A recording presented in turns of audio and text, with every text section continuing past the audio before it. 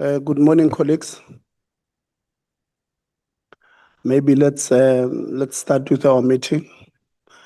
Let me greet the chairperson of Public Works and Infrastructure, Honorable Phiri. Greet the chairperson of Basic, who's on study leave. Deputy Minister, who's here with us.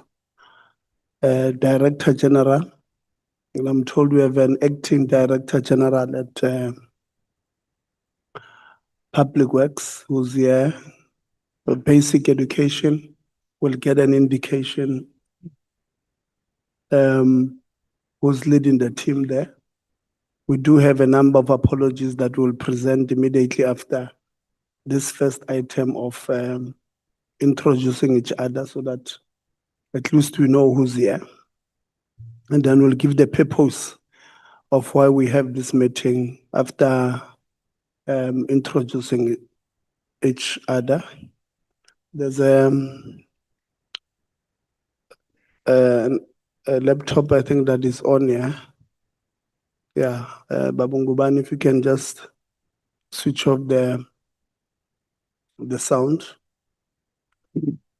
I was watching one video, Mr. Ngubani, where somebody called Ngubani was telling somebody who you was sitting with, and then ubhizi uyashaba lo uthi kulo nongabaleki ithakubambe futhi ngizongena.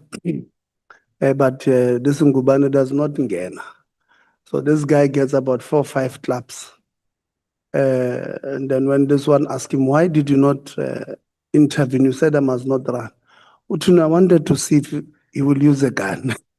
Uthi yabona lo muntu bekaphethe isibhamu, so abombovu manje sengiyabahlonipha ukuthi banokuthi ungene empini bangakuncedi yabo. So I'm going to treat you like that now. But on a serious note, so we're going to introduce ourselves. Colleagues, when we introduce ourselves, let's introduce the names, the designation, and the position that we hold in that particular.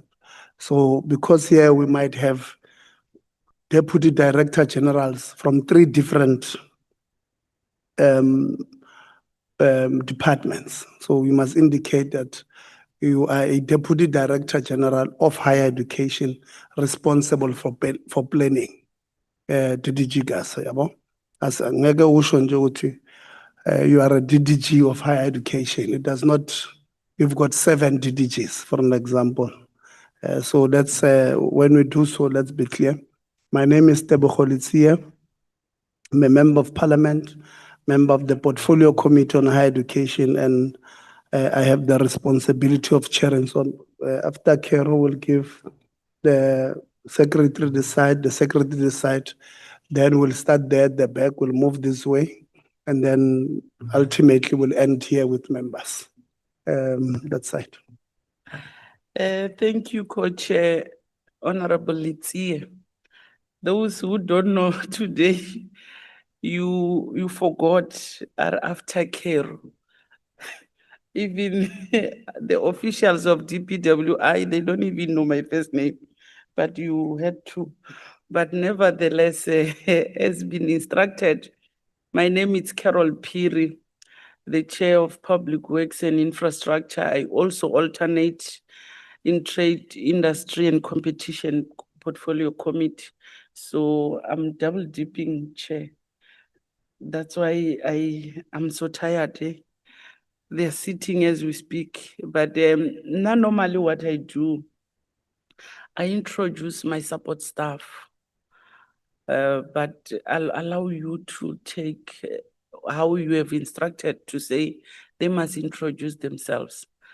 You know, when I say I introduce my support staff, is that I know each and every one of them.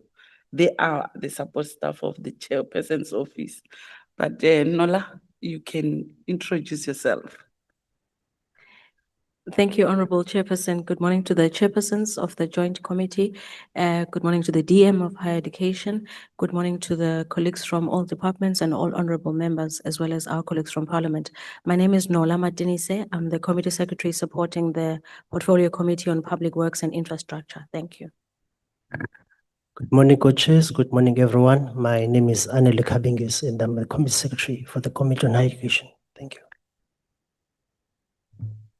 Good morning, Chairpersons. My name is Rihanna van Skalwyk. I'm from Let's take the mic to we want to hear you. Thank you. My name is Rihanna van Skalwyk. I'm from the Department of Public Works and Infrastructure. I'm the Parliamentary Officer for the Deputy Minister. Thank you.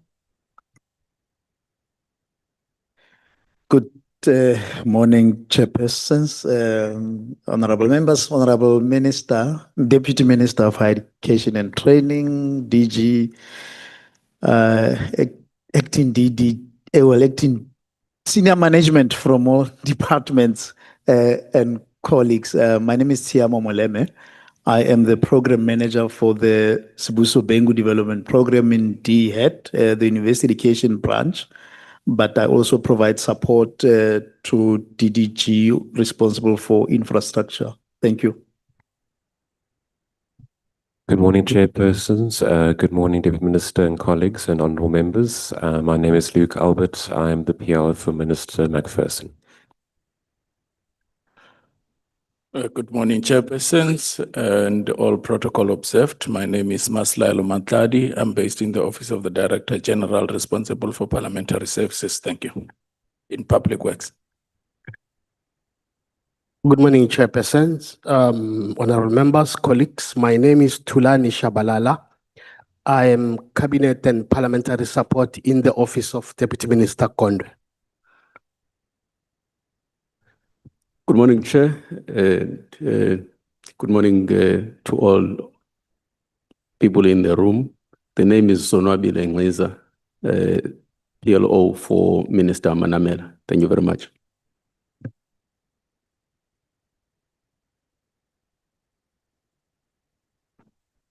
Good morning, everybody. I am Liesl Carolison, PLO for the Office of the DG Basic Education.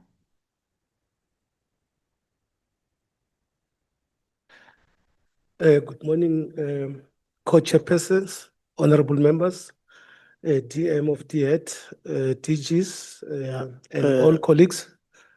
Are you from Public Works? Yeah, people of Public Works, put them in the speak there.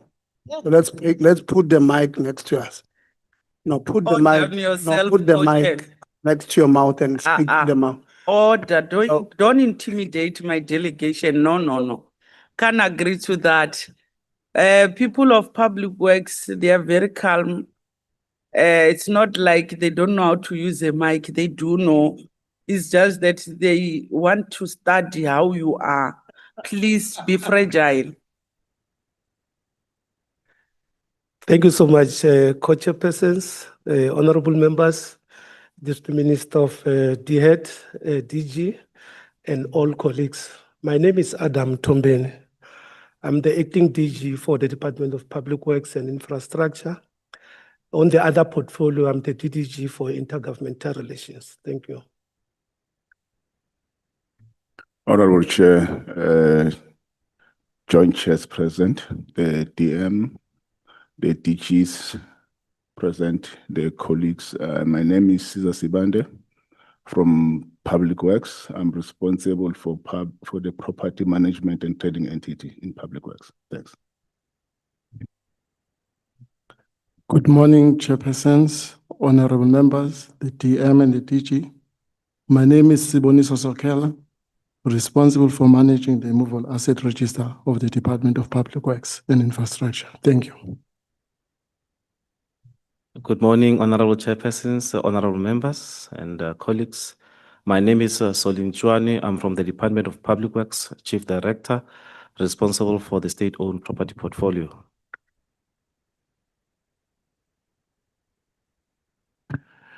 Good morning, honorable chairs, honorable members, honorable deputy ministers, honorable DDGs, honorable DGs. My name is David Mohlamme, the PLO in the Office of the Director General, Higher Education. Thank you. Good morning, co-chairs. Good morning, colleagues. Good morning, Deputy Minister. My name is Sipola Zitlele from the Office of the Deputy Minister, Dube Ngube, in the Office of the PLO. Thank you. Greetings, co-chairpersons, the Deputy Minister, the DG, and all the honorable members. My name is Lina Museri. I'm the admin supporting the Office of the Deputy Minister, Gondwe Higher Education. Good morning, colleagues. My name is Sylvia Masamola from Department of Higher Education and Training. I'm an Assistant Director responsible for infrastructure. Thank you. A very good morning to all of you co-chairpersons, the Honorable DM Dr. Conway of the Department of Higher Education and Training, the senior managers of the three departments, officials and colleagues. My name is Mandla Botelezi. I'm the Chief Director in the CET branch of the Department of Higher Education and Training, responsible for community education and training systems planning, institutional development and support. Thank you. Good morning, Chairperson, honorable members, deputy ministers and DG and colleagues. My name is Donald Kubai, Deputy Director Infrastructure Support from the Department of Higher Education and Training.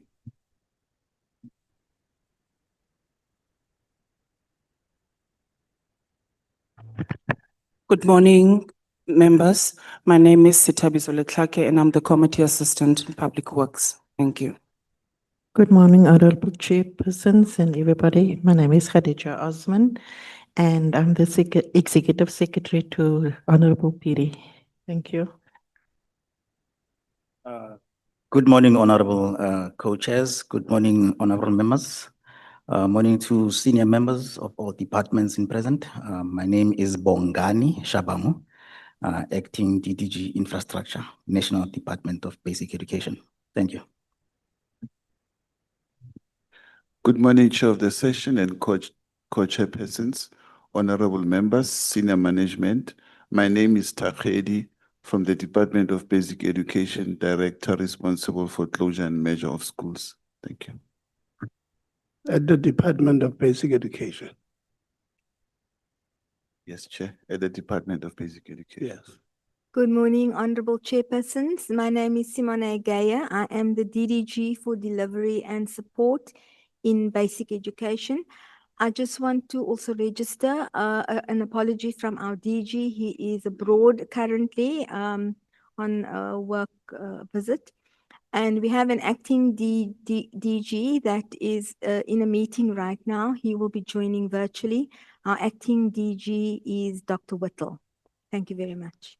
Yeah, that's not how we do apologies. We send apologies to the Secretary, Mr. Brown, and then Mr. Brown will share it with us. We'll disregard that part until it comes from Mr. Brown. We don't have an apology of DG Moy. Good morning, honorable co-chairpersons, honorable deputy minister, honorable members, DGs and fellow DDGs and colleagues. My name is Sam Zunga. I'm the Deputy Director General responsible for TVET in the Department of Higher Education and Training. Thank you. Good morning, honorable co-chairs and honorable members of the different committees, honorable deputy minister, DGs who are present, acting and otherwise, and senior managers present from different departments. My name is Nolwazi Gasa. I'm the DDG for Planning, Policy and Strategy. From DHET, I am also responsible for infrastructure. Thank you very much.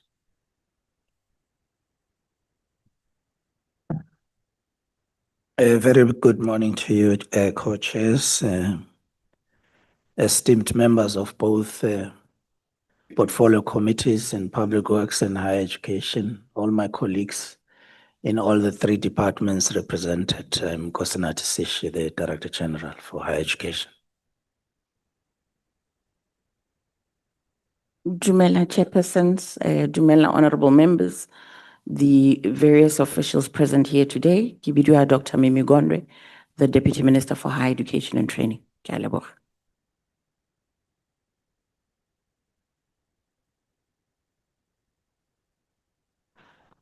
Good morning, everybody. I'm Althea Benjamin from the Western Cape Forum for Intellectual Disability. Good morning, everybody. My name is Jordan Benjamin. I'm also an intern at the Western Cape Forum for Intellectual Disability. Good morning, co-chairs. My name is Thando Xolo Potoman. I'm a committee assistant for higher education. Good morning. I'm Ines Stephanie, the researcher for the Portfolio Committee on Public Works and Infrastructure. Yeah, now I was threatened by Honorable Peer, but your mic was also not on your mouth. We are recording, so we need the sound to be clear. Good morning. I'm Ines Stephanie. I'm the researcher for the Portfolio Committee on Public Works and Infrastructure. Good morning, co-chairs and everyone. I'm Mampa Homodiba, Portfolio Committee on Higher Education and Training, Content and Advice. Good morning, co-chairs. Good morning, DM, DGs, everybody in the house. Agnetha Aronson. I'm the researcher for the Portfolio Committee on Higher Education. Thank you. Good morning, co-chairs and everyone present. My name is Yolanda Holden and I'm in communication at the Department of Basic Education. Thank you. Nguban. Good morning, chairpersons, to our colleagues and to the deputy ministers in the House and the DGs and the DGGs and to all other colleagues. And my name is Sihle Ngubane. I'm the member of this portfolio committee. Good morning, co-chairs, all the people present, members and senior staff.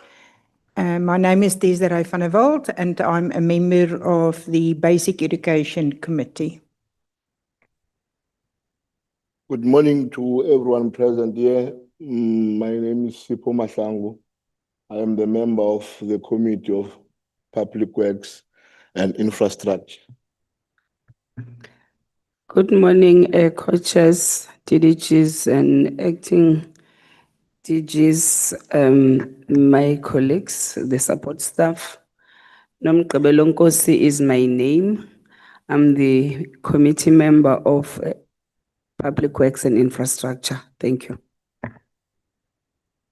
Good morning, co-chairs, and I'll stand on the protocol that's already been established. My name is Malevo Gobe. I'm a member of the Portfolio Committee for Public Works and Infrastructure.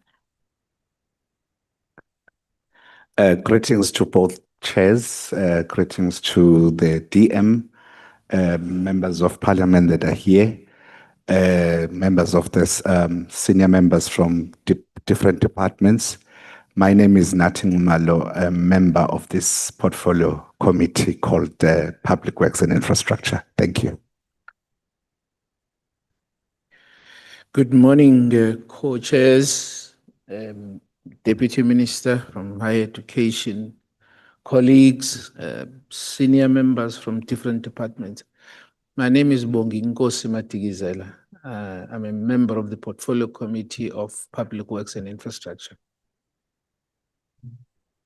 Good morning to the co-chairs and everyone in the room. My name is Moleboheng Sharon Letlape. I'm a member of the Public Works and Infrastructure Committee.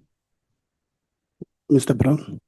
Good morning, chairpersons and all present. My name is Llewellyn Brown. I'm the committee secretary for the Portfolio Committee on Basic Education. Thank you, Chair.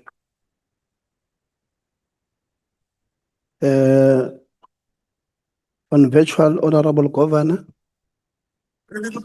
Thank you, Chair. Greetings to yourself and the co-chair. My name is Yanga Kova and I'm a member of this committee, Higher Education. Thank you. The sound was not good there, but we hope that when we are engaging, you'll be in a better space. Members on the virtual platform will appreciate if, for streaming purposes, if you can open your videos. Honorable Low. Good morning, Chair. I will not be able to open the video as I'm on my way to the venue. My name is Luka Lotepolo. I'm part of the Committee of Basic and Higher Education. Thank you. Honorable Zondo. Chair, greetings to co-chairs. For now, Chair, I won't be able to open the video. I'll open when doing discussions. The network space where I am is a bit problem. Greetings to all members. My name is Sanele Zondo, a member of Higher Education Portfolio Committee. Thank you very much. Honorable Nsezana. Ngibonga ithuba sidalo we-portfolio committee enkulu ngokusho kwabantu base-South Africa. Ngibingelele your co-chair uMempiri. Ikuphi? Ngicela ukuzethula. Ngisese-airport chair ngizoyifaka mase ngi-engage ngaxolisa kakhulu. Ngicela ukuzethula ukuthi ngumnqobo kaMsezane othunyelwe umkhonto wesizwe party to Higher Education and Training Portfolio Committee. Also, I serve as the deputy chair in that portfolio committee of Higher Education and Training. Police ukuthi siqale late ukuthi bengingekho shothi bekune disorder encane. Ngiyabonga kakhulu sitala umkhulu. No, siyabonga. Bengicabanga ukuthi you also serve as a new chief whip because of the 15th chief whip, but Honorable Khachau. You are out of order, Chair. You are out of order. Honorable Khachau. Ke a leba modulasetulo ko hlomphe tulo sa hao le modulasetulo e mong a tshwere marapo le wena tsatsing lena. Ke hlomphe baetapele ba mafapha ka kakaretso le basebeletsi ba mafapha ohle a teng le ditho tsohle tsa palamente. My name is Karabo Lerato Khachau and I am a member of the Portfolio Committee on Higher Education and Training. Chairperson, I am not in a position right now to switch on my video, but I will at a later stage during engagements be able to fully go digital. Thank you. Honorable Souls.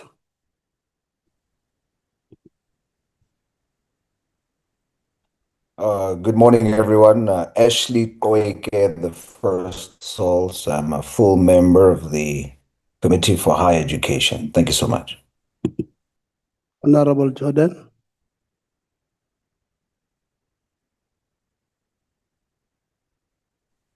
Good morning, Honorable Chairperson, Chairpersons, and also members, Honorable Deputy Minister Dr. Gontwe, and all the delegation from the various departments present. My name is Siska Jordan. I'm from the from the Portfolio Committee of Basic Education. Honorable Christians. Good morning, Chair. Good morning, colleagues. I'm Dalmain Christians. I'm a member of the Portfolio Committee on Higher Education. Apologies, Chair. I will try and be in a better space when we ask questions to put on my camera. Okay. Dr. Whittle.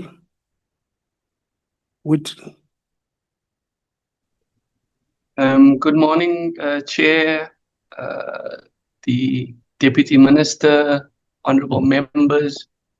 I'm Granville Whittle. I am the acting DG for Basic Education. Vanessa Jafta. Good morning, everybody. I'm not sure you can see me. Oh, I'm not an MP. I'm the advocacy manager. Sorry, I didn't read properly. Good morning, co-chair, honorable co-chairs, honorable members and delegations. I'm Vanessa Chapter, the advocacy manager at the Western Cape Forum for Intellectual Disability. Thank you. Tanya. Morning, Chair. Morning, members. Morning, everybody present. I'm Tanya Kleinans, Executive Secretary to Chairperson Letsie. Lenkwane, Good morning, Chair, honorable members, Lungwani Tabile, Parliament and Cabinet Support, Office of the Minister, Higher Education and Training. Thank you. Rob Dalton, Good morning, Chair. Good morning, colleagues. Rob Dalton, Acting Chief of Staff to the Minister of Basic Education. Thank you, Chair. Neo Molai,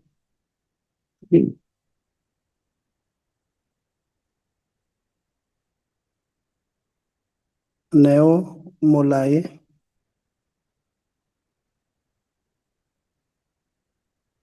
Mashimane Mapumolo, Good morning, Honorable Chair and the co-chairs. My name is Dr. Mashimane Mapumolo, the ANC researcher. Thanks, Chair. you are the researcher for which committee? For the Committee of Basic Education. Apologies, Chair. Thank you. Dr.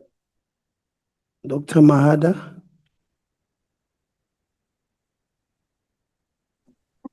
Morning, Chairperson, and all other honorable members. My name is Liwan Mahada.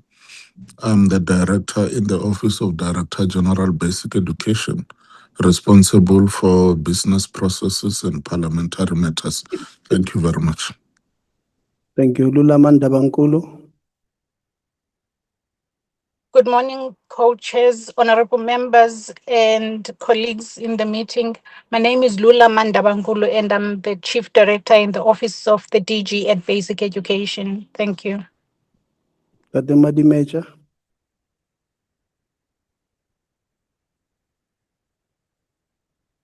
Good morning, ladies and gentlemen. My name is Honorable Members. My name is Mani Mejakikana. I'm the researcher for Basic Education Portfolio Committee. Thank you.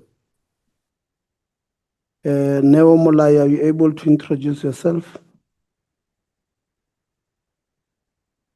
Good morning, co-chairs. My name is Naumolai, and I am the Cabinet Liaison Officer in the Ministry of Basic Education. Thanks.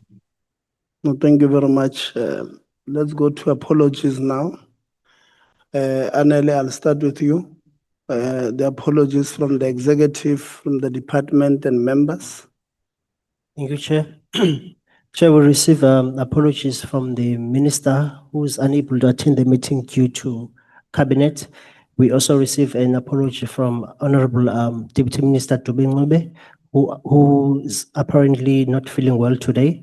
We also received the apology from Honorable Khabo, who is currently on study leave. And also we receive an apology from DTG Fuchana, who's also not feeling well. Thank you, Chair.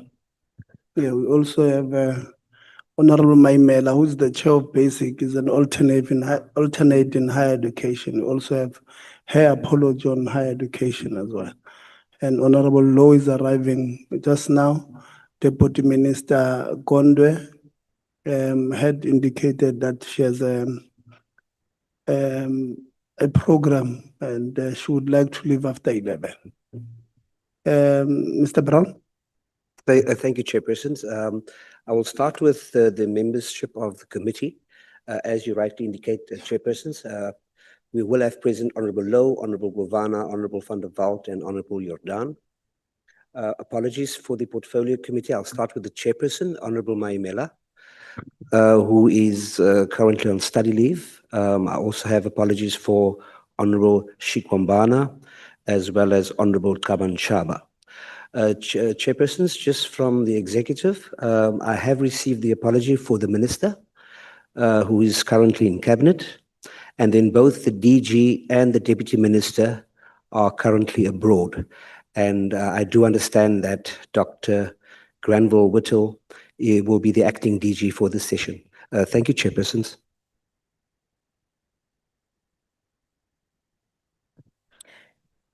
Thank you, Honorable Chairperson. The apologies from the Public Works side. I'll start with the Portfolio Committee members. We have an apology from Honorable Dlelanga, who's attending the JSCI, as is also a member of that committee as well. We also have an apology from the Honorable Mkhize, who's unable to join today. Another apology is from the Minister of the Department of Public Works and Infrastructure, who is unable to join due to prior commitments. And I also assume it also has to do with cabinet.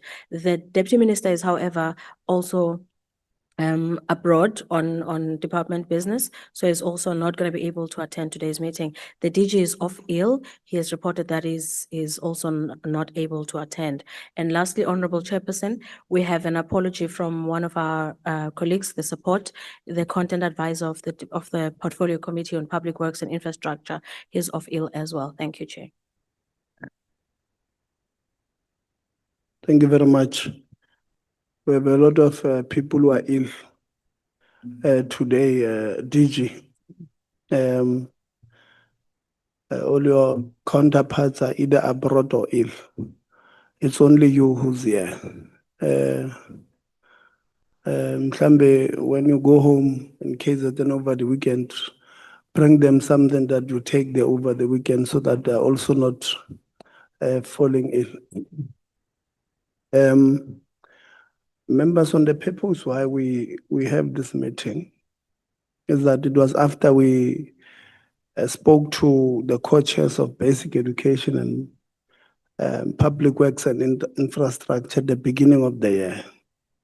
And we had indicated to them that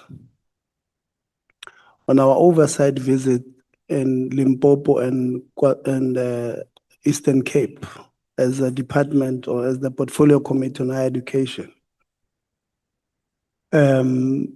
institutions of higher learning indicated when we asked when we're asking them about why are they not improving the infrastructure of their institutions, they indicated that it becomes difficult for them to improve infrastructure that does not belong to them. We went to Whitley Sea in Eastern Cape, in Queenstown, just outside of Queenstown. And Walter Sisulu University has a campus there, which has land just around it, but we don't have student accommodation. So the students, the higher education students or university students at that campus are forced to go hire rooms and back rooms of other people's yards, which is not ideal because we do have studies that had indicated the success rate of those who stays in student accommodation versus those who do not is directly proportional to the support that student accommodation gives as opposed to others. The second issue was the issue of water, where a university can go the whole day or the whole week without having water because the university was unable. So Whitley Sea is on a cliff-like, it's on top, and water runs there at the bottom, and they could not even invest in a water pump to pump water downstream to upstream. The lecture rooms, big problems. And I'm just making an example about Walter Sisulu. But there's TVET colleges that we visited. There's universities in Limpopo that we also visited. And then we asked the department to give us an audit of all institutions of higher learning that are unable to improve the infrastructure where they are because the land or the buildings don't belong to them. And the results that came from the department was a bit shocking because it meant that sometimes our students in TVET colleges complain about the state of infrastructure. And we blame the TVET college, whereas their hands are tied, they can't improve because the buildings or the area, the land belongs to public works and infrastructure. Sometimes we blame them for not implementing or spending the infrastructure grants that National Treasury at the end of the year takes back. And we blame them for not implementation, whereas they can't implement because the building does not belong to them. So we then lobbied Honorable Phiri, who were very grateful, Honorable Phiri, that you did not hesitate. You said, let's sit down in the second term and let's put this matter in the joint committee. But she then said, let's bring in basic education because they also have the same problem. And we're very grateful, Honorable Phiri, that when we approached you, you immediately said yes and then expanded the scope. Because we understand even at basic education, they do have those problems where some of these schools are in DPWI's register, but they're being used by somebody else. So the purpose of this meeting was firstly to get a common understanding that this government, DDGC, has put education as an apex priority. We see that by the commitment, not only the commitment of SONA, but the commitment in the budgeting. And the Minister of Finance puts budget, has put education as one of the highest. You are presiding over how much? Maybe 157 billion this year, which confirms that and to universities and TVET colleges make up about 94% of that budget. Just to, I know there's creative people who might say, no, most of that money goes to CITAS. 94% of it goes to universities and TVET colleges.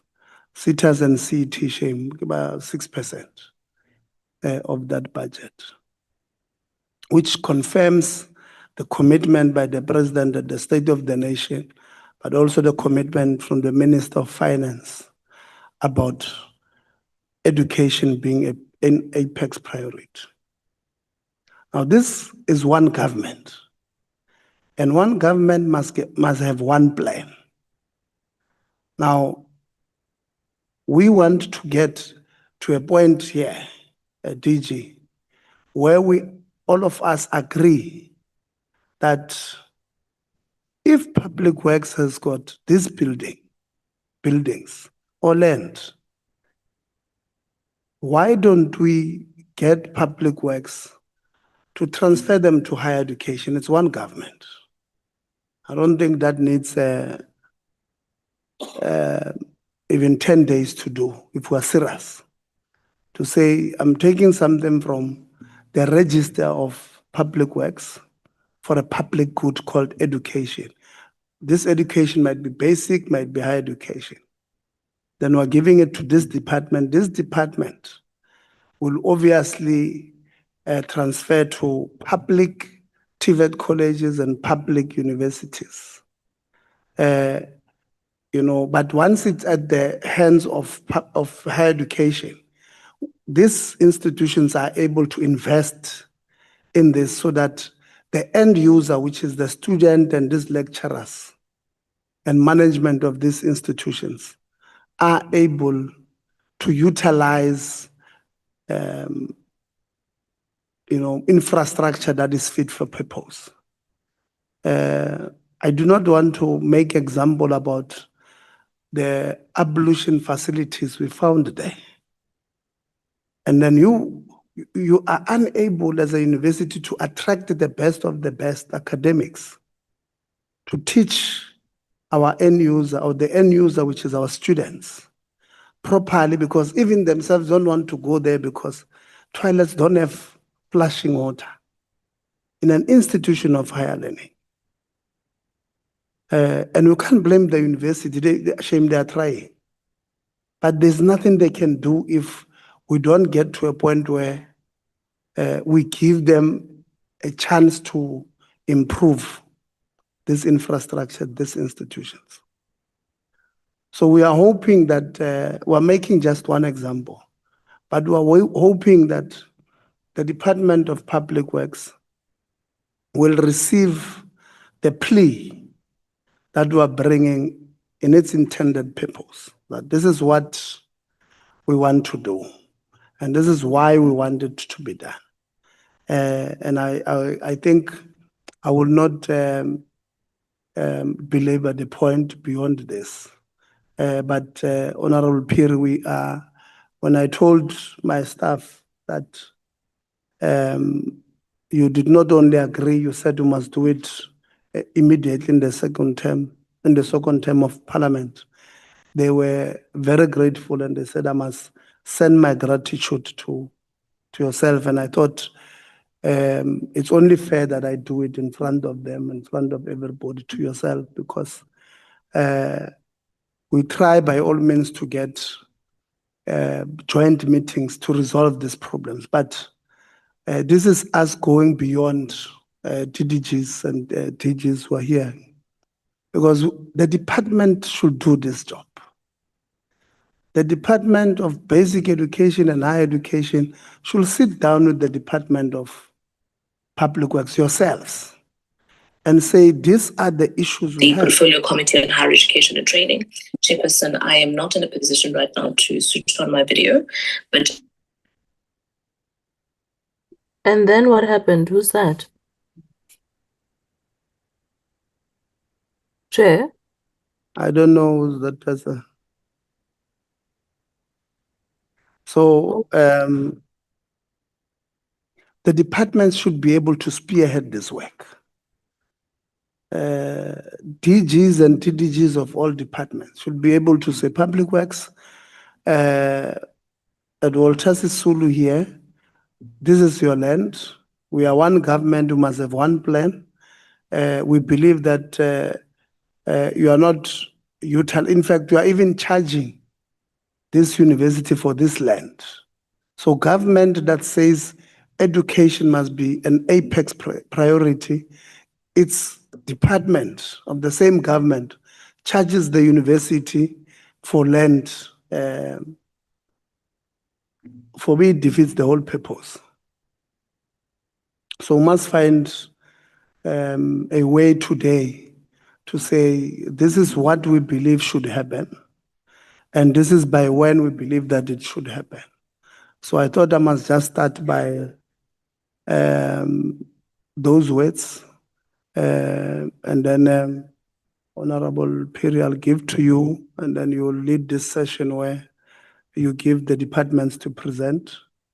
On the program, we have we started with higher education, followed by basic and public works. And the reason there was that they must plead their case, and then public works must, I hope public works presentation will come and say, if that came before, we would have done it, so that we take the blame to higher education and basic education for not doing their job. Honorable Piri. Thank you, Honorable Litsie. I think you have outlined it correctly why you requested the joint sitting, and as I've agreed, honorable members, let me also put a disclaimer, Honorable Litsie, that you know, we must be careful. You are making me fight with my members. The entire team of Public Works sits here physically, honorable members.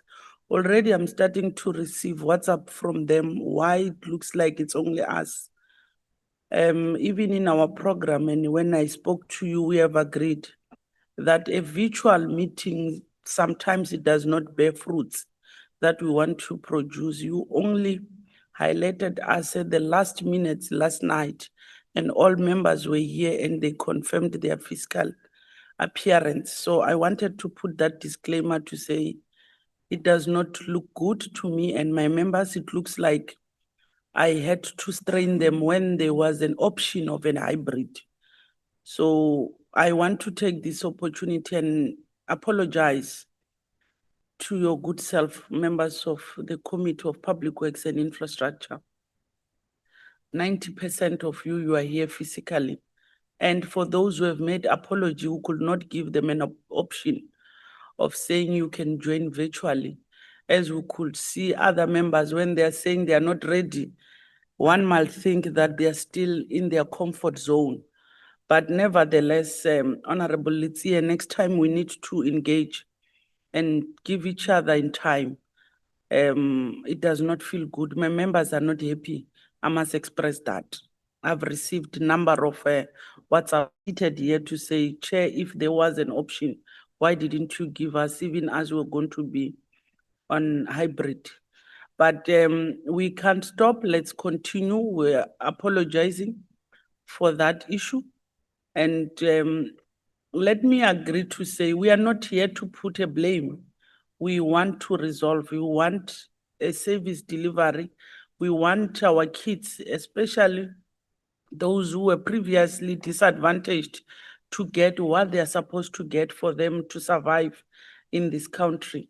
So ours, and we need not to forget, honorable members, when we engage, the three departments have got different mandates.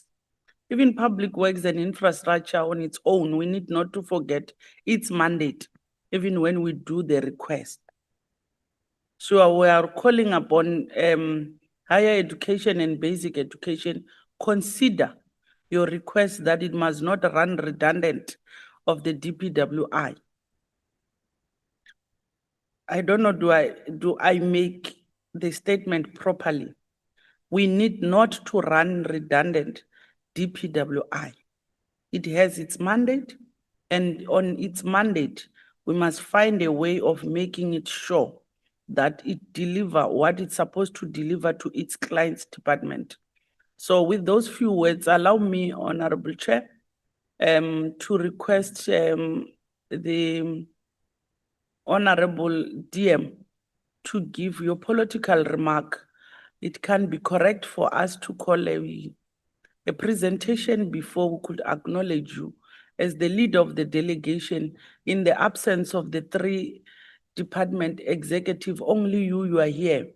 We must give you an opportunity to make your political remark. You may take over, Dr. Gondwe. Thank you. Honorable Piri, Honorable Chairpersons, Honorable Members, Directors General, Deputy Directors General and Senior Government Officials, ladies and gentlemen, thank you for convening this important joint engagement. At first glance, today's engagement may appear to be about land, buildings, title deeds, and state property. However, for us in the post-school education and training sector, it is about something far more fundamental. It's about access to education, skills development, and opportunity. Every delayed transfer of a facility, every unresolved ownership dispute, and every underutilized public facility has real consequences for students, lecturers, and communities seeking access to learning opportunities. The Department of Higher Education and Training is responsible for a post-school education and training system that serves millions of South Africans through our universities, TVET colleges, community education and training colleges.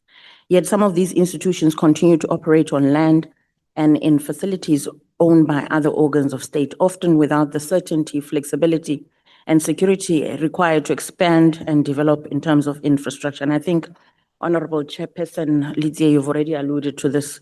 Across the PSET system, our institutions currently utilize hundreds of state-owned properties. Community education and training colleges alone utilize approximately 393 properties, while TVET colleges occupy approximately 219 properties. Some of these facilities or properties are subject to unresolved ownership arrangements, delayed transfers, leasing challenges, or administrative processes that hamper development, maintenance, expansion, and long-term planning. As the Deputy Minister entrusted with executive oversight responsibilities in relation to community education and training, I have come to appreciate both the immense potential of our CET colleges and the very real challenges they face on a daily basis. Through my engagements with the sector, I've seen firsthand how infrastructure challenges continue to undermine their ability to fulfill their important developmental mandate. Many CET centers operate from facilities that they do not own, occupy buildings that require extensive refurbishment, or face uncertainty regarding long-term lease access to the premises from which they teach and learn. In many instances, educational opportunities are constrained or hampered not by a lack of demand, but by limitations in infrastructure and access to suitable facilities. Honorable members, this discussion takes place against the backdrop of the increasing demand for post-school education and training opportunities. As government, we're seeking to expand access, strengthen skills development, and improve employability and support economic growth. And the achievement of these objectives requires not only policy reform and funding, but also the effective and comprehensive utilization of public infrastructure that already exists. The presentation before the committee from the Department of Higher Education and Training illustrates that the progress in transferring and repurposing state-owned properties has often been slow and complex. And while mechanisms such as the Joint Task Team established in 2015 to facilitate collaborations between departments exist, there remains a need to strengthen implementation, improve coordination, and accelerate decision-making so that institutions are able to plan, expand, and serve their communities effectively. The challenge before us is therefore not only one of infrastructure, but also of coordination, implementation, and unlocking public access for the greater public good. Chairperson, we are further acutely mindful of the fact that the challenge of infrastructure within our system is a challenge that cannot be resolved by a single department acting alone. It requires greater and more concerted collaboration between the Department of Higher Education and Training, the Department of Public Works and Infrastructure, and the Department of Basic Education, provincial governments, municipalities, and the institutions themselves. Ultimately, our shared objective must be to ensure that the public assets serve a public purpose and a greater good, and that unnecessary barriers to infrastructure development are removed, and that every available opportunity is leveraged to expand access to quality education and training for the people of our country. The department welcomes this engagement and looks forward to constructive discussions on practical solutions that will strengthen the post-school education and training system and better serve our students, learners, and communities. I thank you, Chairperson. You may hand over to the presenter, the delegation. Thank you very much. I'll hand over to the DG, who will be leading today's presentation with the support of DDG Gasa. She's responsible for infrastructure in the department.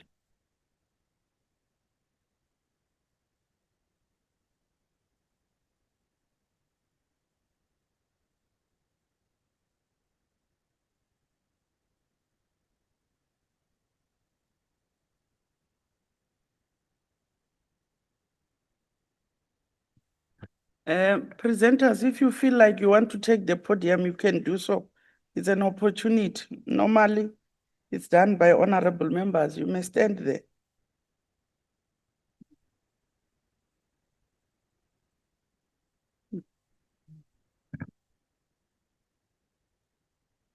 Thank you very much, co-chairpersons of the joint meeting of the portfolio committees on PSET institutions and all the colleagues, esteemed members of the portfolio committees, Dr. Gondwe, the Deputy Minister of Higher Education and Training. Thank you very much, Dr. Gondwe, for the your opening statement that I think has assisted to frame the conversations.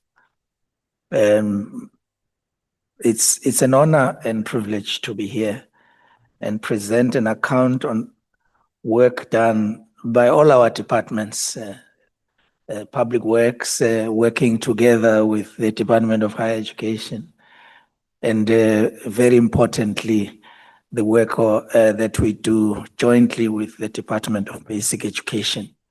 And the DG of Basic Education is in attendance, the acting DG, and also the acting DG of Public Works is here in the meeting. And the three of us as the administrative heads of our departments are committed to ensuring that this work that started some time ago, 2015, when Cabinet, of the Republic of South Africa through the Presidential Infrastructure Coordinating Committee resolved that the Department of Public Works and Higher Education need to work together and suggested that a joint task team be established. And the task of this joint task team then was to identify movable state-owned properties that could be, used to support PSET institutions in the form of student housing and other relevant infrastructure requirements. A lot of work was done since then, chairpersons and honorable members in the fifth and the sixth administration. A notable progress was made. But it's important for me to observe that since the beginning of the seventh administration, much more work could still be done. But may I also indicate that I'm aware that individually each department of the three continue to do work, and some of that work we are going to report upon. And our view as we conclude our presentation today would be that whereas the joint task team was established as a bilateral between DPWI and the DHET, but it is now essential that we draw other departments, especially the Department of Basic Education, to be part of this collaboration. An example would be that almost 90% of all of our CET colleges are actually hosted by DBE. And recently, DBE has released properties to the Department of Higher Education, of schools that are underutilized to be utilized for the purposes of the CET sector. And so there's a lot of work that has been done. We jointly share infrastructure with the Department of Basic Education, where our exams are actually operating from the same building. And with Public Works, besides the work that we do, in terms of the joint task team, we also are responsible for a lot of other collaborations in other areas that are important. One example being joint work that we are doing for student accommodation, work that we still are going to table before this committee once it has been finalized. So my report simple indicates that there is cooperation between the three departments.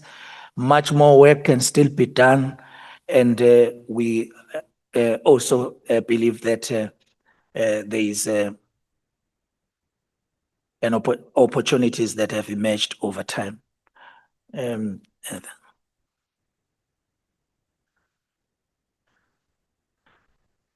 Yeah, the computer is quite good. All right. Oh, it's not smart. All right. Thank you. It's not the computer, it is you. You can use it. Yeah, it's quite old. We can assist Parliament. Yeah, they Okay. Yeah, Thank you very much. Our presentation provides an outline of the PSET institutions experiencing challenges with state-owned land and properties. And whereas this statement that seeks to outline this and problematize it, we wouldn't like that statement to overshadow lots of progress that has been made and cooperation that has been done, especially led by Public Works in getting us around. Organizational engagements that have taken place since 2015 has led to many successes in our department. We reported in the last academic year 12 new campuses of TVET colleges. We've built 2 new universities in the country. We are in the process of building 2 additional universities. All of this work that we have done would not have been possible without collaboration, particularly and led by the Department of Public Works. Of course, the chair of the Portfolio Committee on Higher Education did indicate that the demands on higher education to improve its infrastructure, is embedded in the constitutional, injunction that says, whereas basic education is compulsory, further education and training is incrementally made available, as the state develops the capacity to do so. And therefore, it's a requirement for us to continue to, share, our progress, with this regard. The magnitude and size of our system is reflected in this slide, where you can actually see, multiplicity of institutions, TVET colleges, universities, CETAs and community education and training institutions that some of them are established through different legislations, and therefore infrastructure rollouts in these institutions are dependent on legislative arrangements that are in place. We are happy, joint chairpersons, that we are also at this point in time in the final stages of tabling 6 bills, that are about changing legislation to ensure that a lot of new, developments in the system are embedded in that legislation. This SONA by the president early this year, indicating the new injunction for our department to begin to, drive, a transformation in education is being driven through the legislative, amendments that we have already, pulled together to and ready to table. The department has attempted, together with our counterparts, to look into our terms of reference, and I'm very happy to say that there are already, completed frameworks, for the finalization of the terms of reference, student accommodation. That's new work that we are doing in collaboration with Public Works, which we are going to be tabling to the joint task team. And hopefully when we do so, basic education will be part of the joint task team because we need their inputs, but not only them. Later on in the presentation, we will indicate who are our stakeholders that are actually playing a key role in working. Sorry. I don't want to come back when we are too far. I want you to elaborate further on when you say it has attempted to reinstate the joint task team. Are you saying to us you have attempted, but it's not in process? You are not working together? Okay. Thank you for that question. And when I started, I indicated that it's been a long time since the joint task teams have been established in 2015.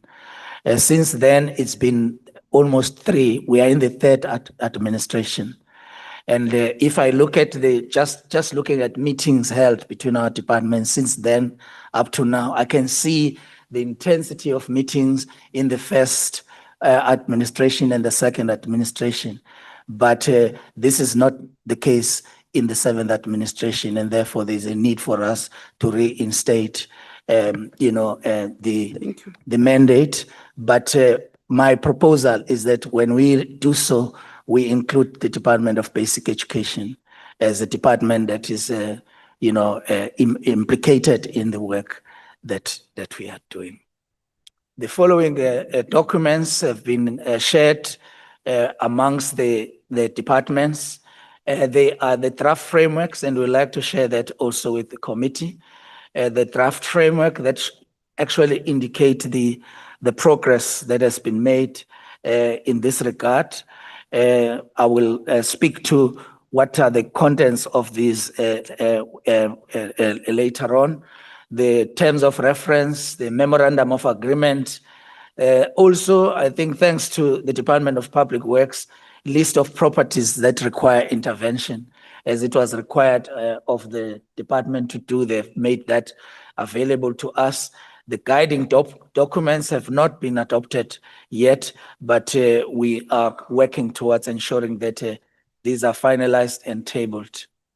There are 50 technical colleges in the department, and these public colleges are located, and their footprints is in all the 9 provinces of our country. Out of the 406 recorded sites, the Department of Public Works and Infrastructure owns 33 sites, and these sites were either donated for use by the Department of Public Works and Infrastructure or basic education to colleges early in the 90s. Many of these sites have aged to an extent where some of the existing infrastructure, must be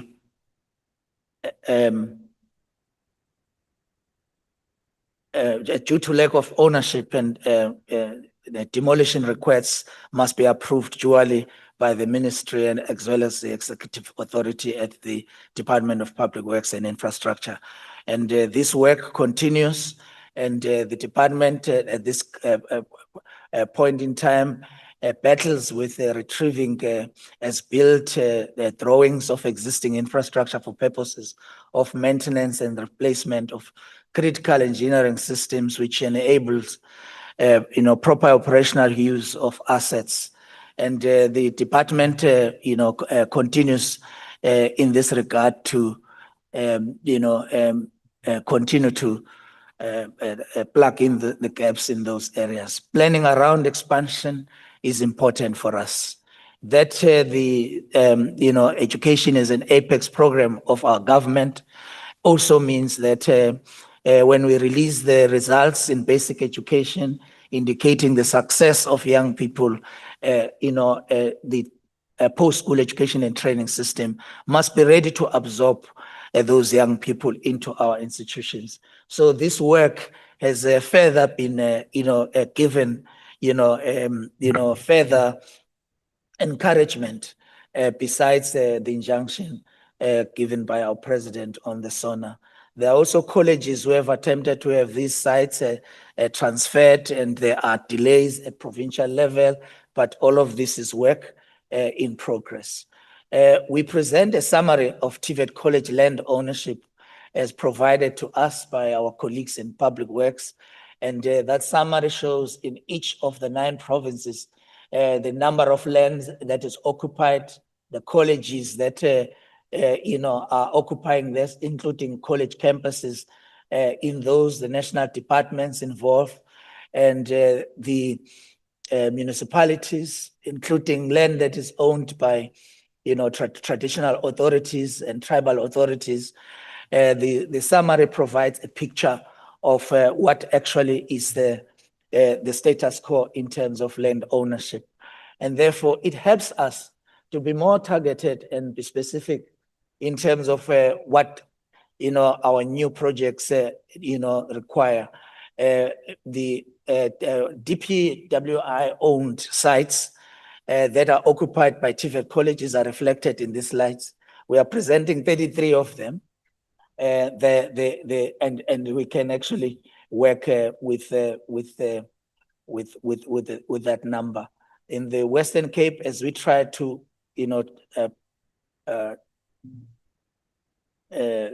break it down per province, you can see the Western Cape land owned by the Department of Public Works, College of Cape Town, the sites, utilized by the College of Cape Town, the sites utilized by the South Cape TVET College in the province of Western Cape. In Limpopo province, TVET colleges on land owned by the Department of Public Works are reflected there. in Litaba, TVET colleges, the Kiani campus. A lot of work has been done in the Kiani campus.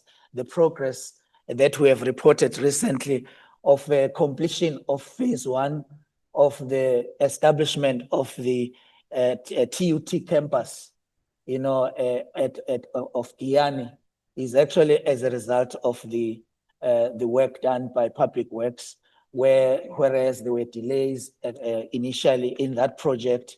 They managed to transfer that land to the Department of Higher Education. Construction has started. Phase 1 has been completed, and therefore Kiani campus is now ready to, absorb learners. And we are actually going to use this as a model, in looking at other, areas where there are still blockages, to making sure that we continue to report successes in opening the doors of learning and culture to all of our people. Vembe, TVET colleges, TVET College has got those campuses, and all of them, almost 3, in fact 4 of them are Public Works owned, including one that is jointly owned between Public Works and traditional authorities there. But there is a seamlessness in the land ownership in the province of Limpopo, especially in Vembe. There's no problems there experienced there. The cooperation by the traditional authorities have assisted us to, continue to report progress in consolidating better access to education in those institutions. Waterback TVET colleges have seen engineering and skills training center being established, has seen business studies center, has seen IT and computer science center being built, and that also is a result of the cooperation between our department. In the Mpumalanga province, Nkangala TVET College with its campuses, Mpondo Zanomo campus, we provide the detail as well and ERF numbers of these sites for further, interrogation and appreciation by members. All of those are sites and land owned by Public Works, in which we have built those institutions that have assisted to open new opportunities for our young people in the TVET sector.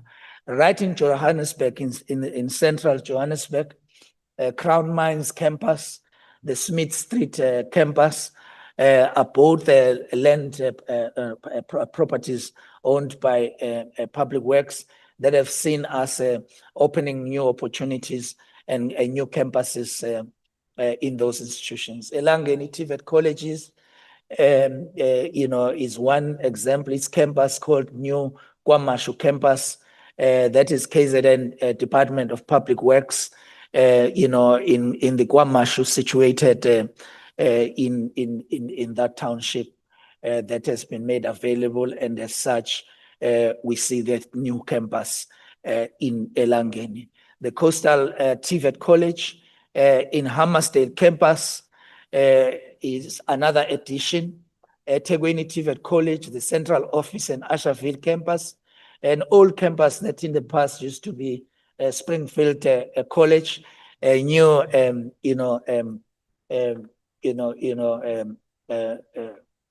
additions in those campuses, including work in Umbilo as well as Melbourne campuses. In Nkandla A at Umfolozi TVET, there are 2 campuses in Nkandla, and Nkandla A and B, and I'm happy to indicate that in those cases, the Nkandla A has been completed, and we are now in the process of developing the Bambanana one, which is Nkandla B. We continue to work. In the remarks made by the Deputy Minister earlier on, she emphasized that the most desperate part of the post-school education and training system is the community education and training sector. Historically, these were old, night schools that, were offering, adult basic education throughout the length and breadth of our country. They would be utilizing schools at night, and during the day, it would be a normal school day. And up to now, 1,250, of our centers are still in the DBE, area out of the 1,500 total number of CET campuses. So you can actually see that up to 90% of all CET college is still, in the hands of DBE. And I think it really, really is important to highlight the level of cooperation and collaboration that exists amongst our departments. Of course, there are challenges. Of course, we can do better. But where we have worked together, there is evidence, of progress. There's evidence. Recently, I addressed the HEDCOM, and all HEDCOM members, which is the HODs across the country in the 9 provinces, agreed to sign the memorandum of agreements with our departments to ensure that we continue benefiting from these facilities. The CET priorities are very clear. Its expansion and access and success, in the provision of CET college education is important to us. Improving student performance is important to us. Diversifying program qualification mix, adult literacy and empowerment campaigns, and ensuring that short skills programs, strengthening centers and accrediting these centers is important for us. But what has become a new, agency in the CET sector is digital infrastructure, because digital learning platforms that are currently being, established in collaboration with our partners, including some of the universities, require, further engagement across the departments to making sure that we do not just build new infrastructure when there is existing infrastructure that can actually be maximized and assist us to save, what resources are allocated to us, but also to collaborate for better impact, is important. And these are the areas in the conversations in the national task team that are required further to the work that must be done. Our department has been allocated funding towards construction of 9 new colleges.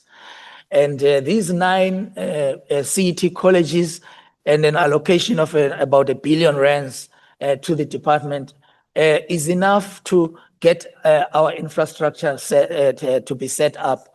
I'm happy to indicate that construction of the community learning center is in Diepkloof in Gauteng is already at stage 4, and construction of the community learning center in Uppington in Northern Cape is already also at stage 4.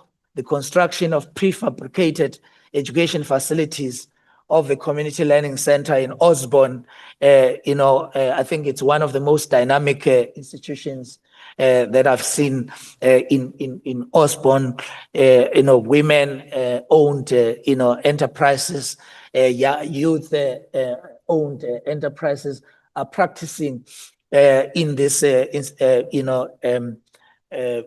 campus, and I'm happy to report stage 3 progress in that regard. The CET colleges and progress continues on the construction of the new colleges, as I've indicated, and approval of the nominations of committees to fast track construction in that slide is reflected. To ensure full compliance with all statutory and regulatory requirements associated with the implementation of various projects, approval of a request of power of attorney is also critical as the projects are heading towards construction stage. And this is work that we are doing with the assistance of Public Works through IDT, which is our implementing agents. We've got implementing agents, IDT, DBSA. We also have KUHA, as well as the Housing Agency of South Africa. These are 4 key implementing agents of our department, but I need to acknowledge the work and progress that we do through the collaboration and work done through IDT. Building plans, application to the respective building control departments and other similar technical work is reported progress in that regard. We provide, in respect of TVET colleges, a breakdown of collaboration with TVET colleges, in the rollout of infrastructure. And I may not go through all of the areas that are there in the slides, but you can actually see that in the slide, there's a footprint of TVET colleges and new campuses that have been built to expand access, to technical and vocational high school education.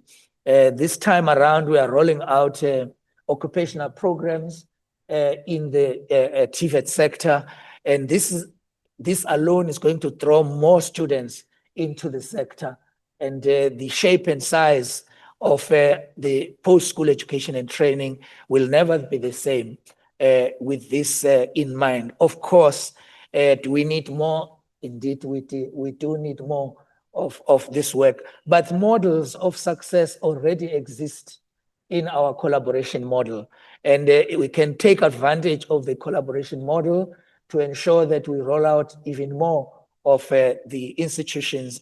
Look at what we have done in the Eastern Cape province, Gopozi, CLC, the Osborne CLC, Kilerato CLC, Umsobomvu, are some of the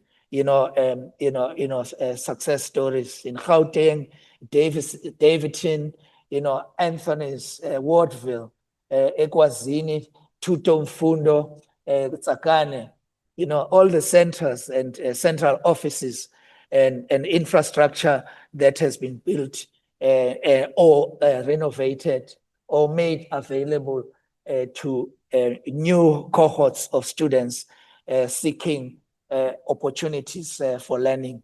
And it's an encouraging success, but it is also, an indication that one student more that has no access to post-school education and training requires us and our committees to work even harder to making sure that these models are successful.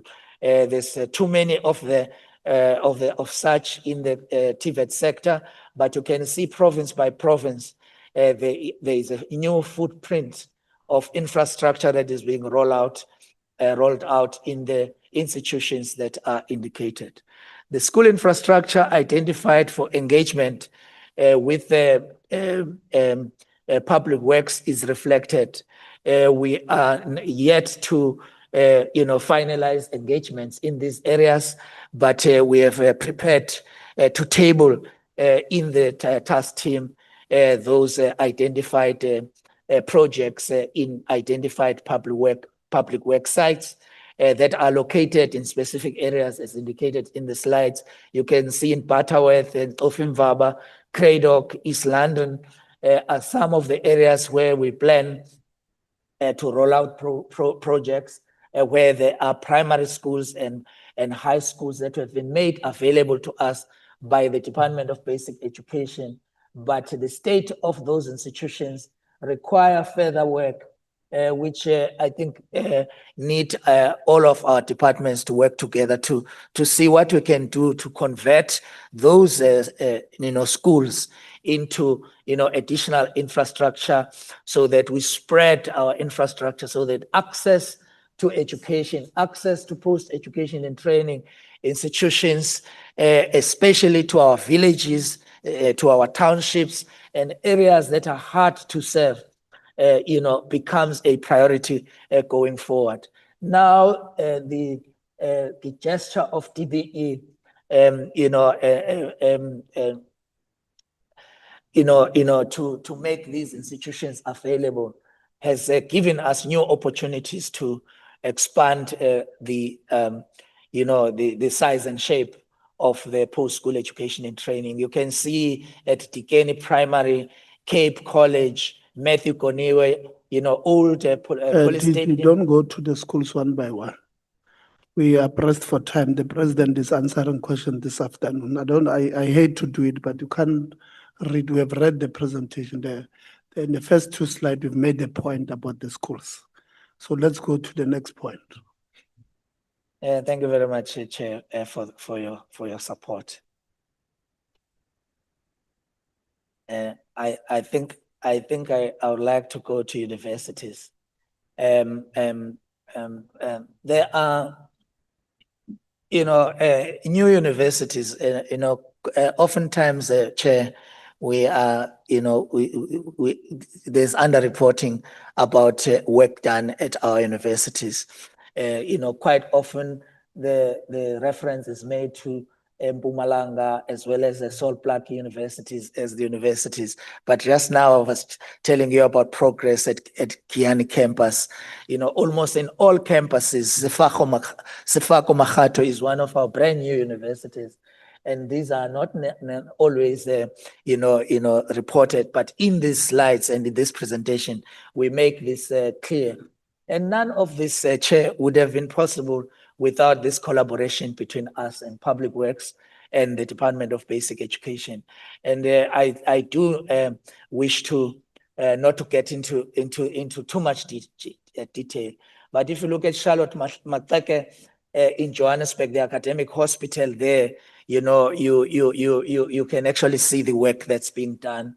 If you look at the former Transkei Teacher Training College, Masibulele College of Education, are some of the properties that have been made available to us, which we want to convert into campuses of universities, and the ownership of these properties is still with Public Works. But Public Works have already shown their willingness to work with us. As I've indicated, the Kiani campus, that would not have been possible without it. That model which we used in Kiani, we want to utilize it to unblock the blockages in the Transkei Teacher Training College and other colleges that are there. We would like to make recommendations that we recalibrate the joint task team by addition of the Department of Basic Education, but also other stakeholders as seen by other stakeholders, because this also is subject to inputs by our counterparts. We feel that this committee is important enough. It has delivered sufficient for us to see that working together, we can make a bigger and better impact. We have reviewed and finalized documents that will make it easy for these collaborations to take place. We have improved frameworks and terms of reference and MOAs, and which means it's not new work that is still going to be done. We just have to work with other counterparts to making sure that if we agree, they are included, their inputs is also indicated.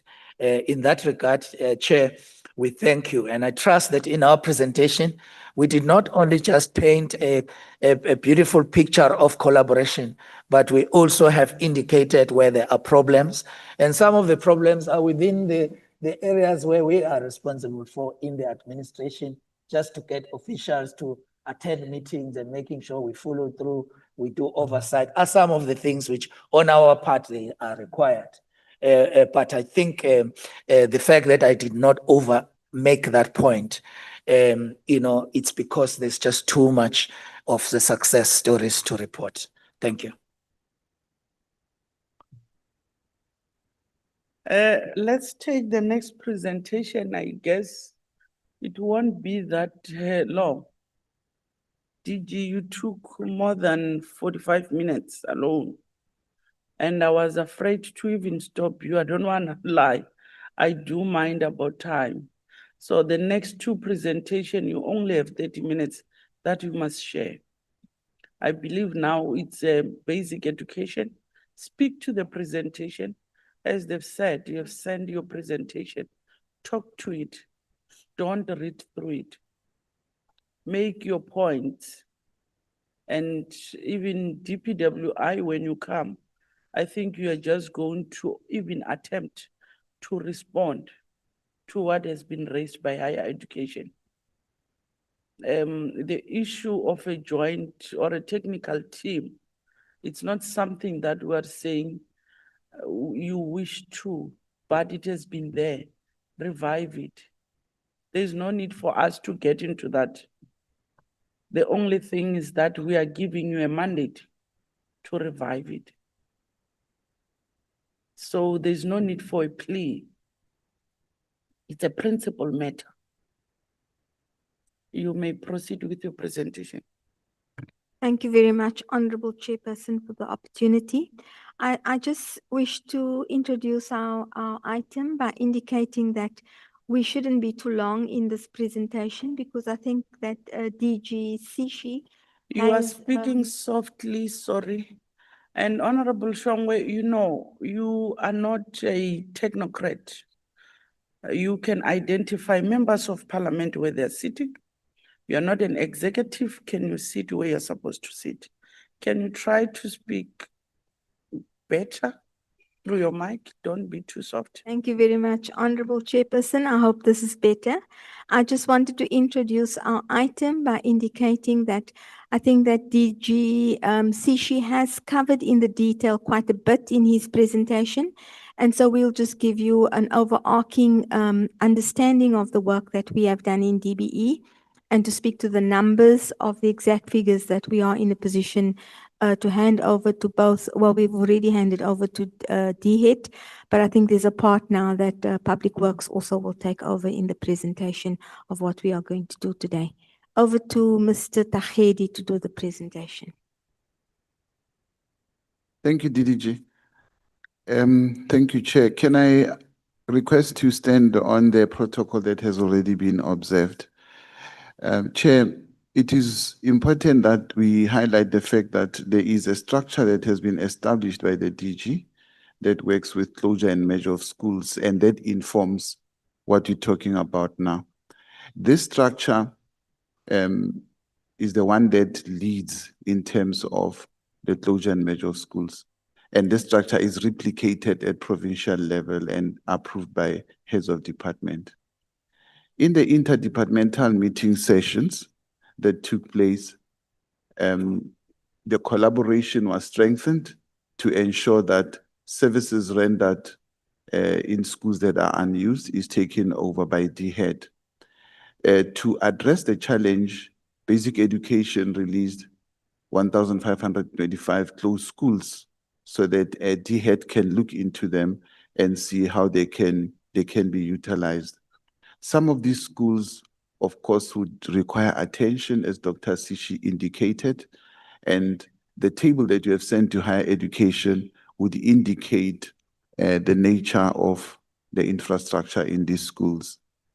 The expectation that is there, it's that DHET will identify the need where it's required, get into discussions with Public Works, and Public Works will then release the schools that DHET decides to use.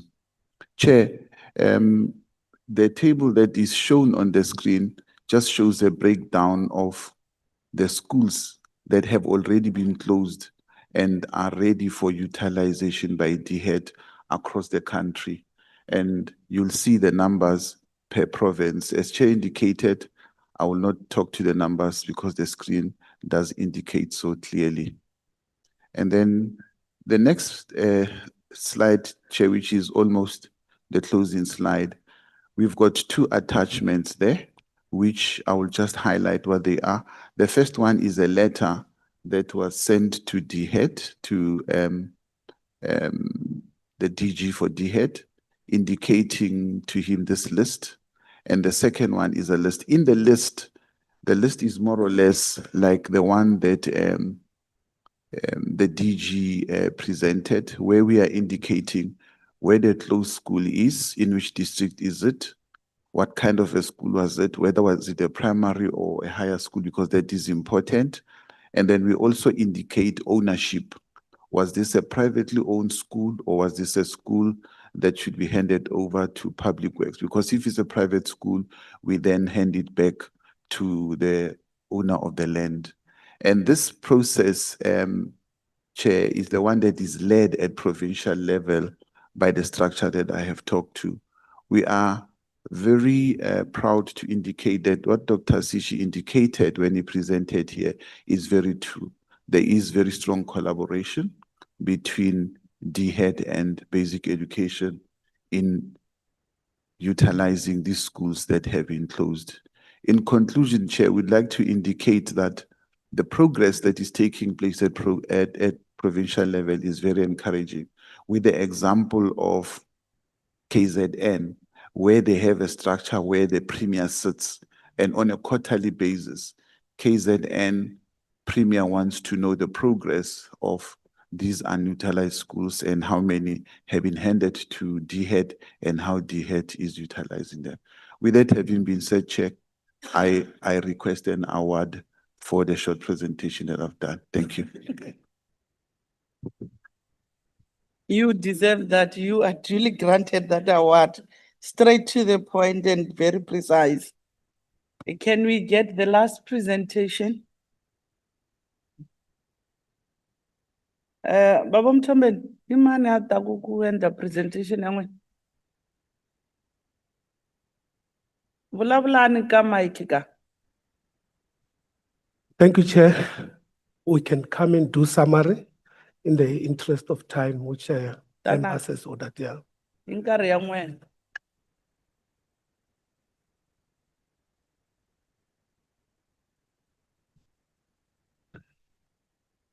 I guess, Smande, you were listening attentively. Renovation of the dilapidated properties. Yes, Chair, we did. And you are going to engage on that.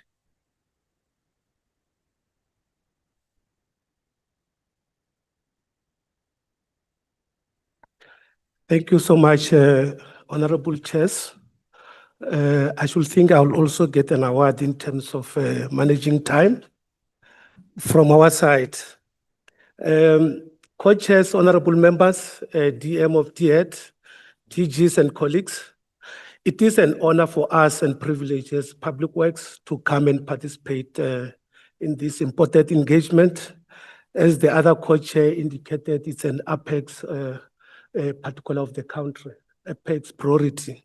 So we take that as a department. This is an apex, and as our motto goes, we need to make South Africa a construction site if we take this as an apex. But what we want to indicate, co-chairpersons, is that our input as Public Works and Infrastructure is aligned to the input which was presented by the DG of DHET. So the presentation which they put, we don't want to rehash some of the things that were articulated by the DG. But what we need to indicate from the department is that we confirm the interdepartmental approach in terms of dealing with the engagement around this matter, and also affirm that indeed there was a lot of traction in the 5th and 6th administration in pushing this matter. And now in the 7th administration, that's where we're starting to plan as part of medium-term priority as a 3 department. So we also indicate that members, as they are aware, and Public Works and Infrastructure itself, it's a concurrent function. The information which was confirmed by the Department of Higher Education and Training in terms of the list of properties which are earmarked for repurposing countrywide, it's an information that was shared from our sector.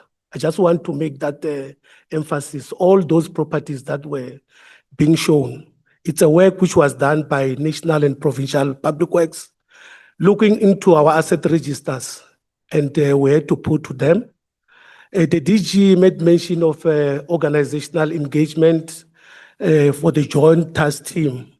So when we met, we were able to sort of look into our asset registers and identify properties that need to be sort of, supported by our clients. So in our approach, when we deal with this matter as a department, I need to indicate that this program from the side of the department is tasked to our PMTE.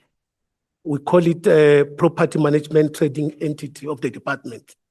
So this particular entity is sort of tasked with managing state massive movable and asset portfolio, which include tens of thousands of government buildings, land parcels, and facility management duties. So when we're sort of meeting at a joint task team, we had to use a PMTE just to avail what they're having in their asset register, and also try to get our provincial counterparts to bring, the assets that will be earmarked for this purpose. I just want to confirm to the co-chairpersons that we do have institutional arrangements, particularly at our sector, to deal with this matter, which is our MINMEC. So that's where we oversee the implementation of infrastructure on quarterly basis. We have a standing item at our MINMEC which deals with progress reporting in terms of infrastructure spend and delivery. So I can confirm that that governance structure is effective. We are able to see the work which is happening, particularly in the provinces, using our minister who chairs this MINMEC. We also have SALGA, which it's an integral part of our MINMEC, because we want them to bring the interest of things that are coming from local government as well. This is aligned to our intergovernmental framework. So, Chairperson, without wasting a lot of time, the presentation which we circulated to members, it was speaking to this issue, affirming the issues of a joint task team. We're party to that. We're able to make an input into that, and we take the proposal which has been tabled by the DG here to reinstate the joint task team going forward, so that we be able to deal with this matter meticulously, working as three departments. So yeah, that's what I can say, Chairperson, without having to go through the presentation, because I'm going to repeat exactly what was presented. Thank you so much, Chairperson. Obviously you'll take the second. No, Chair, don't do that. Baba Mtombeni, you are number 2. You got silver. Honorable members, it's time for Q&A. Members of DPWI, they know all of us, we are here to work. Randomly, there's no raising of a hand. All we are going to engage. Unless otherwise, Chair, you have a different way of operating. Now in my committee, all members, they speak, they engage, they contribute. So I don't know whether will be I stepping on the toes of your members just to call them randomly without raising their hands, but that's how we do in the family of DPWI. Can I get an indication from yourself how we are going to deal with this matter? But my members are ready. That's why they're here physically.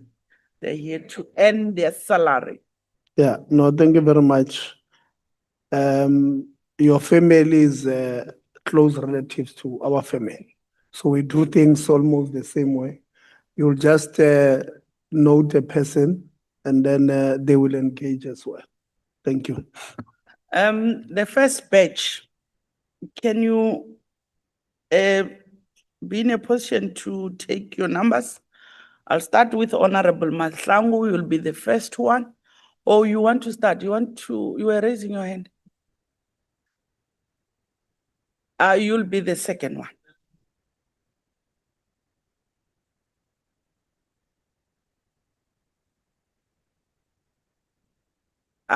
There's no chair in a meeting. The chairs are here in front. and we know our roles. You'll be the second one. And the third one will be on virtual platform. I said I'm the chair, and the chair decides. I'm gonna call one member from the virtual platform, and the third one will be honorable souls on the virtual platform. In that order, honorable members, and your time when it starts, you are given only 5 minutes to interrogate. You know better? Matikizela, can I call order on yourself? And it's for the first time when I call an order. The second one, it will be something else. Can we maintain the decorum of the meeting? Honorable Mahlangu, you may start. Your time start now. Thank you very much, Chair. Greetings once more to everyone present. Let's welcome the presentations, Chair.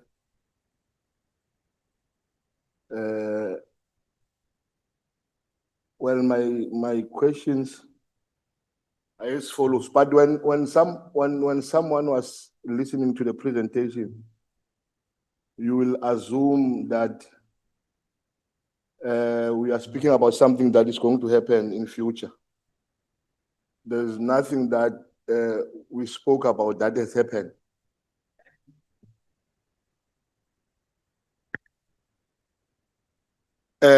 There's nothing that actually has happened so far.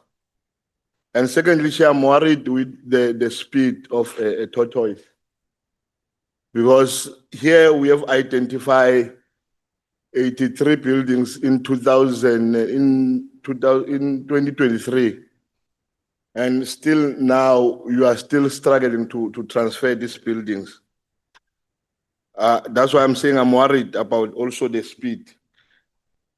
But let me get into my questions, Chair. The first question I want to check from the DHET: why is the memorandum of agreement still not being signed? Because I think the memorandum of agreement has been developed and being signed by the Department of Public Works. And I want to check why you have not signed it on your side. And secondly, what are specific timelines that are in place to finalize this MOU?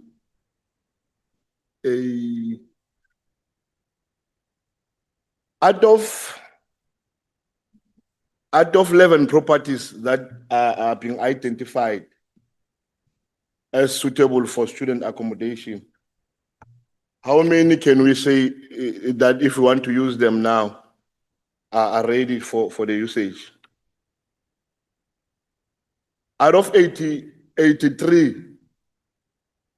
unused school and 143 properties identified by the Department of Higher Education in 2023, how many have been formally assessed, repurposed, and transferred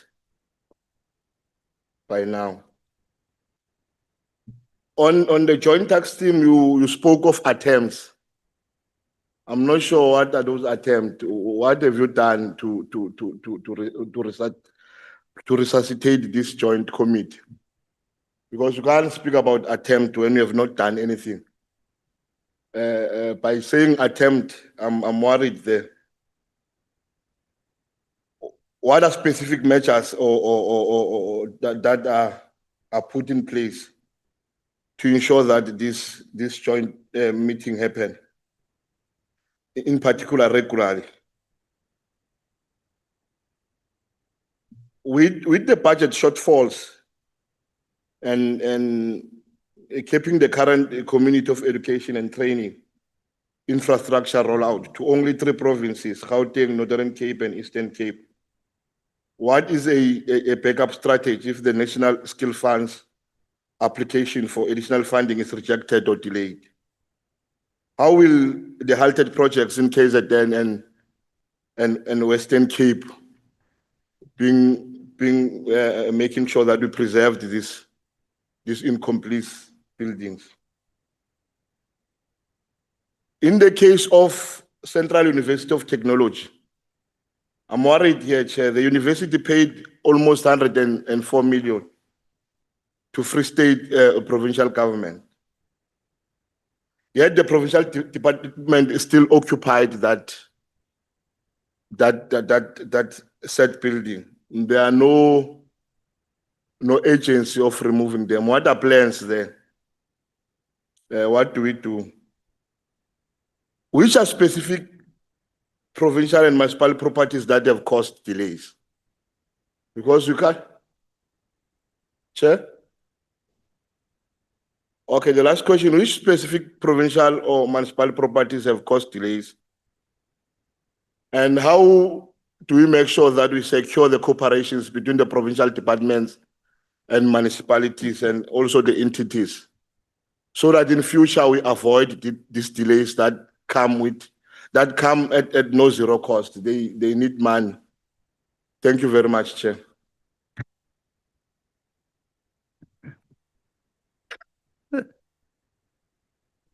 You were right on time. To avoid the delegation to miss other questions, can we get a response or clarity on what he has raised within your 5 minutes?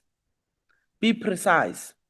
You know, I don't agree to the delegation that will want to narrate a story and try to become politicians, because our work as politicians, we can speak for 3 hours. But administrators, you should straight to the response. Be precise. Can I get an indication from the Department of Higher Education who wants to lead the response? Basic education, DPWI.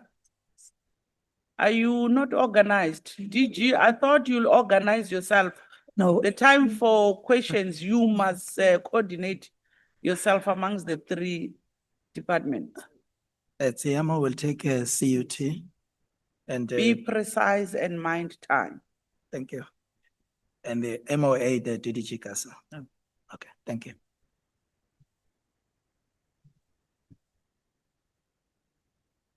Thank you, DG.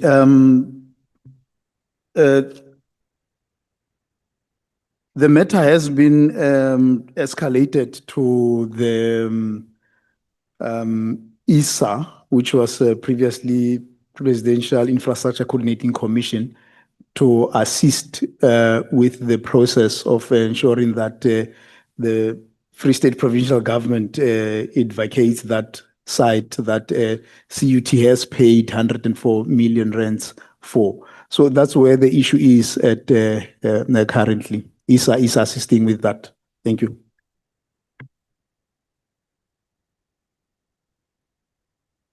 Thank you very much, Honorable Member, for the question regarding the MOA. To be very frank and honest, as JTT members between DHET and MOU, frankly, between higher education and public works, the MOU kept moving between the 2 departments, and we couldn't reach consensus between ourselves. And we kept, as the DG indicated earlier on, we kept reflecting on the draft MOU amongst ourselves and brought in our different legal experts to look at clauses and things like that. And we could not reach agreement, which is why at this stage, one of the main recommendations that was made by the DG is that we do have to finalize the MOU in this current administration. In the previous one, we could not reach agreement, and we kept moving between each other regarding the MOU. Thank you.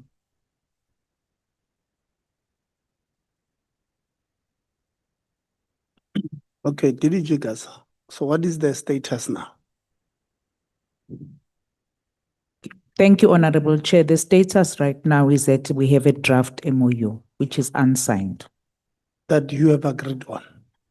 That we will have to work on ensuring that we agree on. Okay, so the status is that there's no agreement at all? There's no agreement. There's a draft MOU. Okay, so, Yes. okay, we'll make recommendations later. Yes. Siamoyo, the issue of CUT, you are saying you are still waiting for ISA. In your presentation, you're saying they should have come back to you in October 2025. They've not come back. So you're still waiting for them to do what?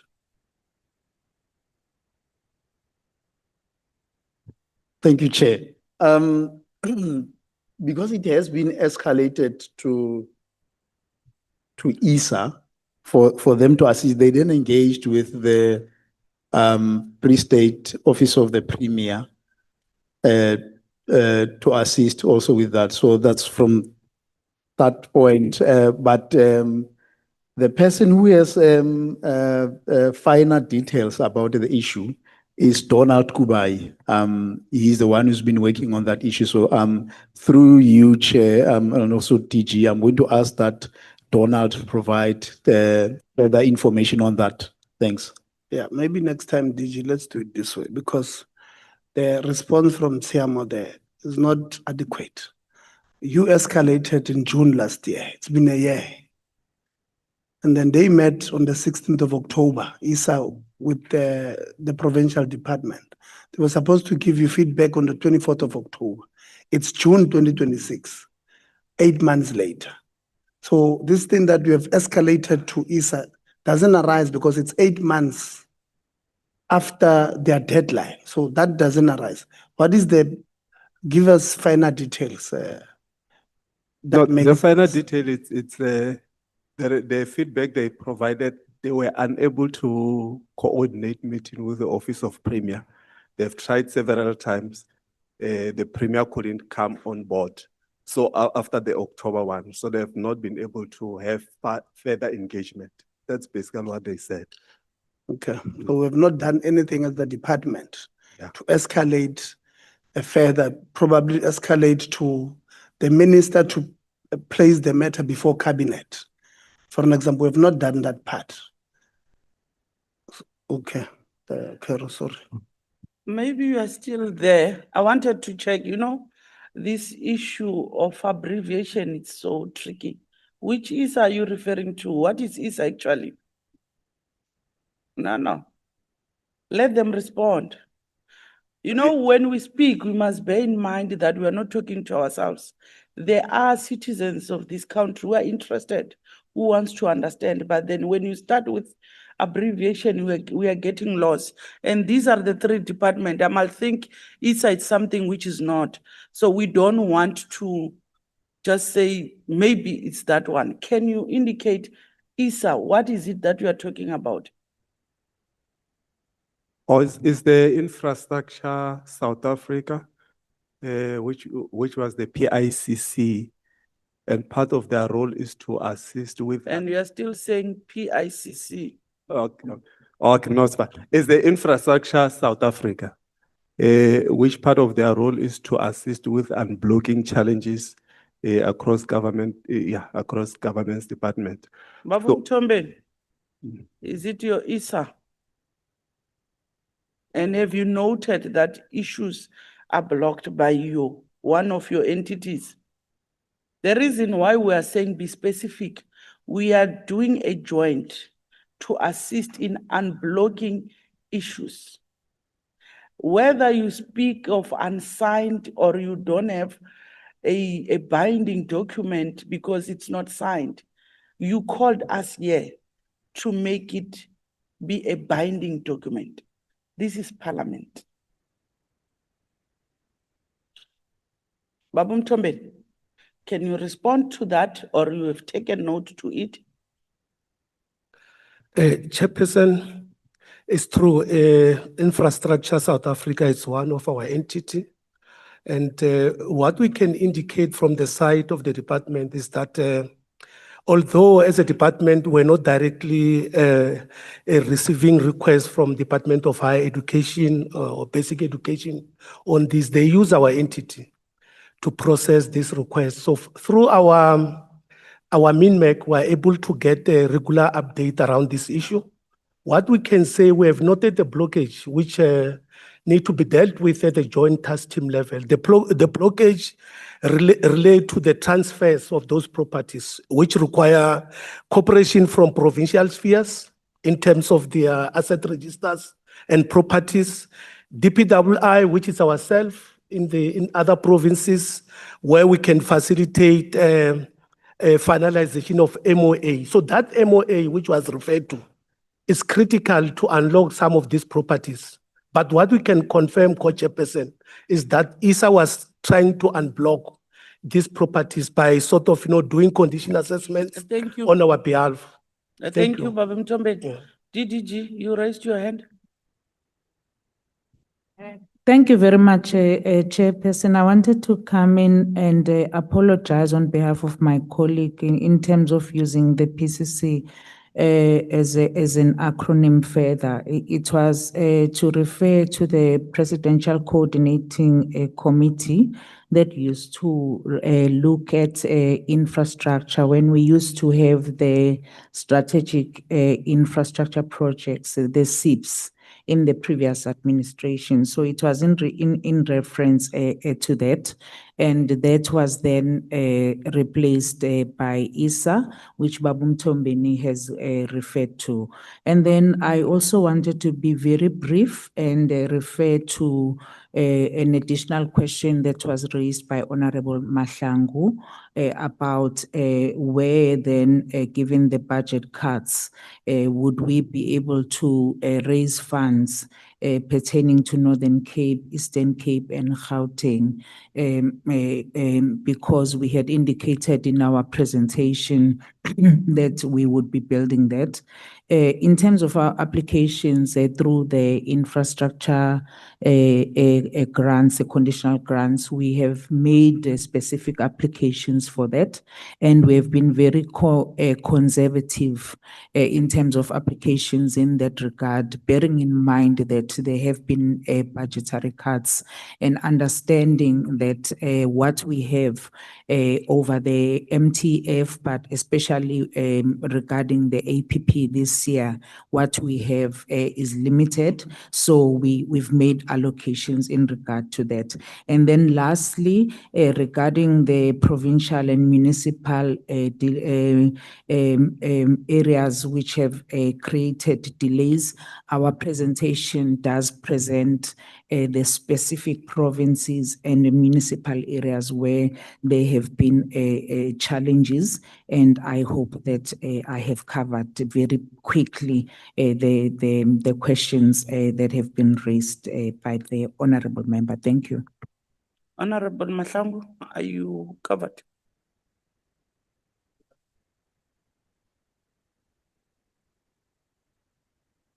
Can you switch on your mic for recording purpose? I'm not sure you are done. I've asked about the 83 properties. I've also asked about 11 of them. There are questions that I'm not sure whether you are not recording them down. Thank you. Thank you very much. As we indicated, as the DG indicated in the list, what we have, honorable member, is the properties, 11 properties and 83 as indicated accordingly. To be straight, none of them at this point in time are ready for occupation. But they are part of projects that we are planning for intervention. So the honest answer is that none of them are ready for occupation. The 11 properties and the 83 that we have identified, hence the point that was made by the colleague from Public Works who indicated that we would need, as a joint technical task team, to identify when we resuscitate, then we identify mechanisms for how we can we can then be able to begin the refurbishment process moving forward. For us, in our APP, we've made mechanisms for student accommodation and also to the level that we would be able to.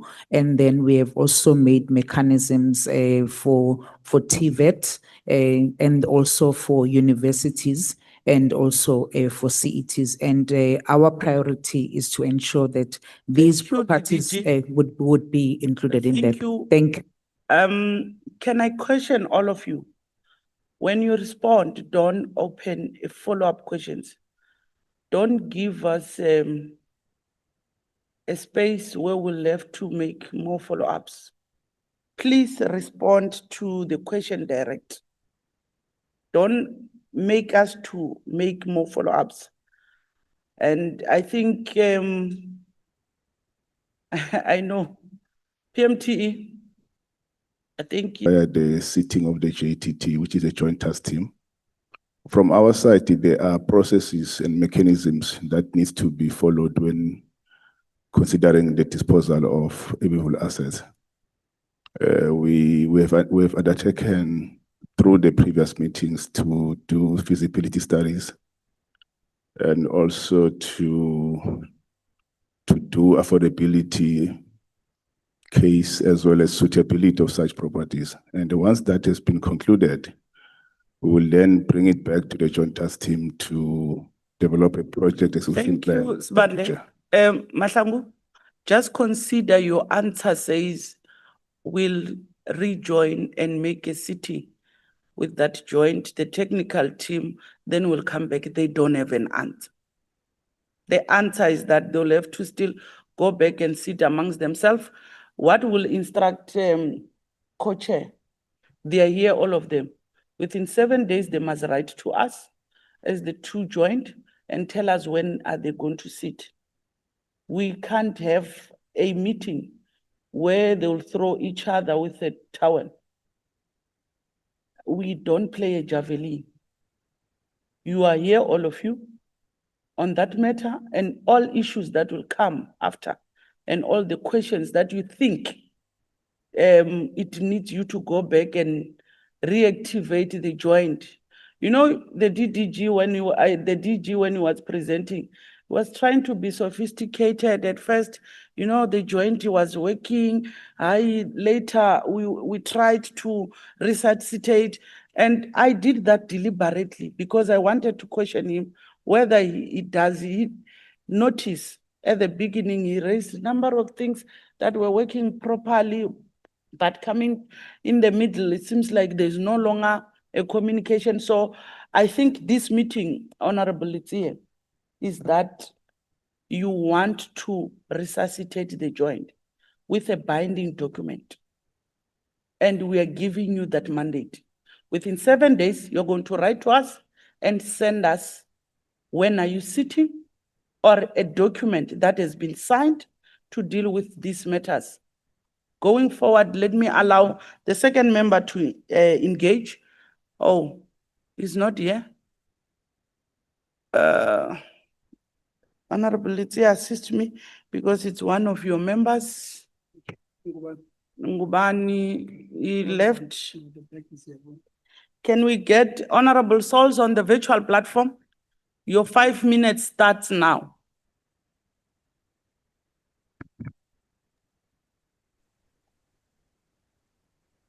Thank you, Chair. Both co-chairs.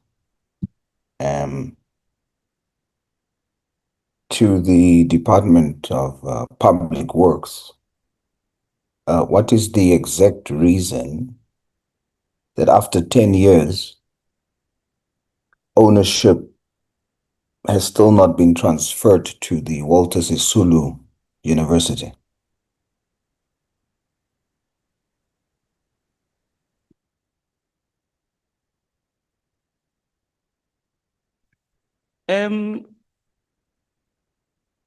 Sibande, you can respond to that. He has paused, meaning before you proceed, you'll want that to respond.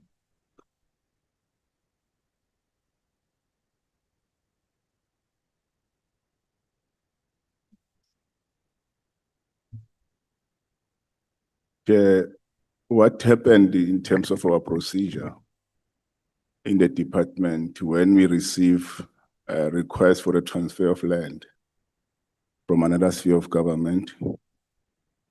We take it to the responsible branch, which is led by my colleague, Mr. Sokela.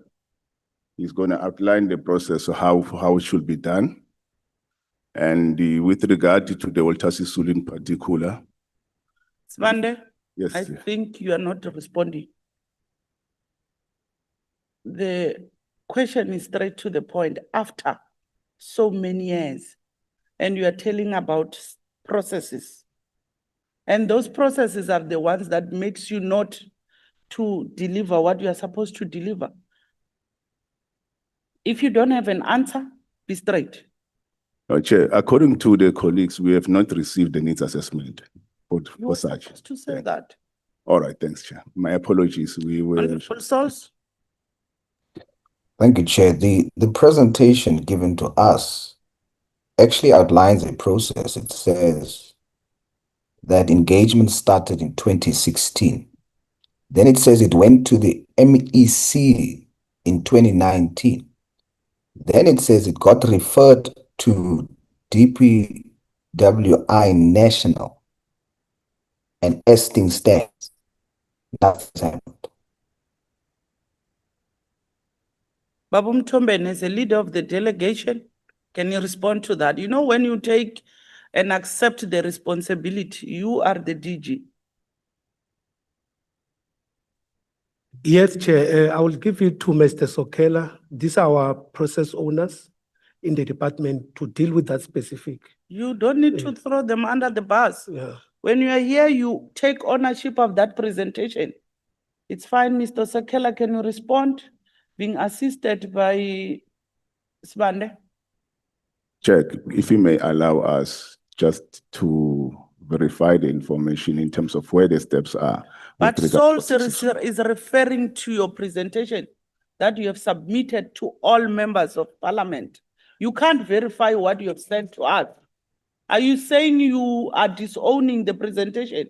Yeah, what we're trying to establish is where the process is at this point in time. Okay. Yes, that is what we want to establish, so that we can give the committee facts, not our own assumption. So we want to establish that facts, Chair. If you can allow just 2 minutes to do that. Thanks, Chair. It has been posed by Honorable Souls. Are you getting what they're saying? My understanding, Chair, is that they will take 2 minutes to give the answer. May I ask another question? Yes. The other question is, what is the reason that the University of Free State, it has been 26 years, and the presentation says it remains unresolved? Why is the University of Free State issue unresolved for 26 years? Thank you, Chair.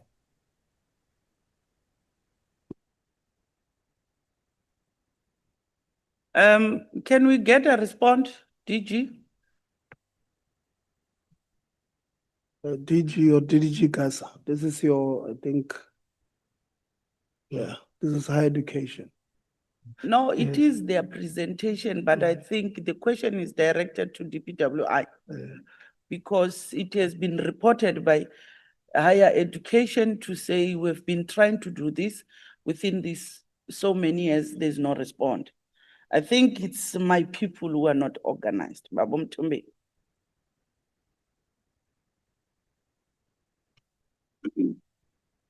Or am I misquoting you, Honorable Souls? You are correct, Chair. Thank you. Still, you want to verify? Can you move to the next question, Honorable Souls? Yeah, maybe before Honorable Souls moves there. Department of Higher Education must tell us what is the delay so that Public Works can know.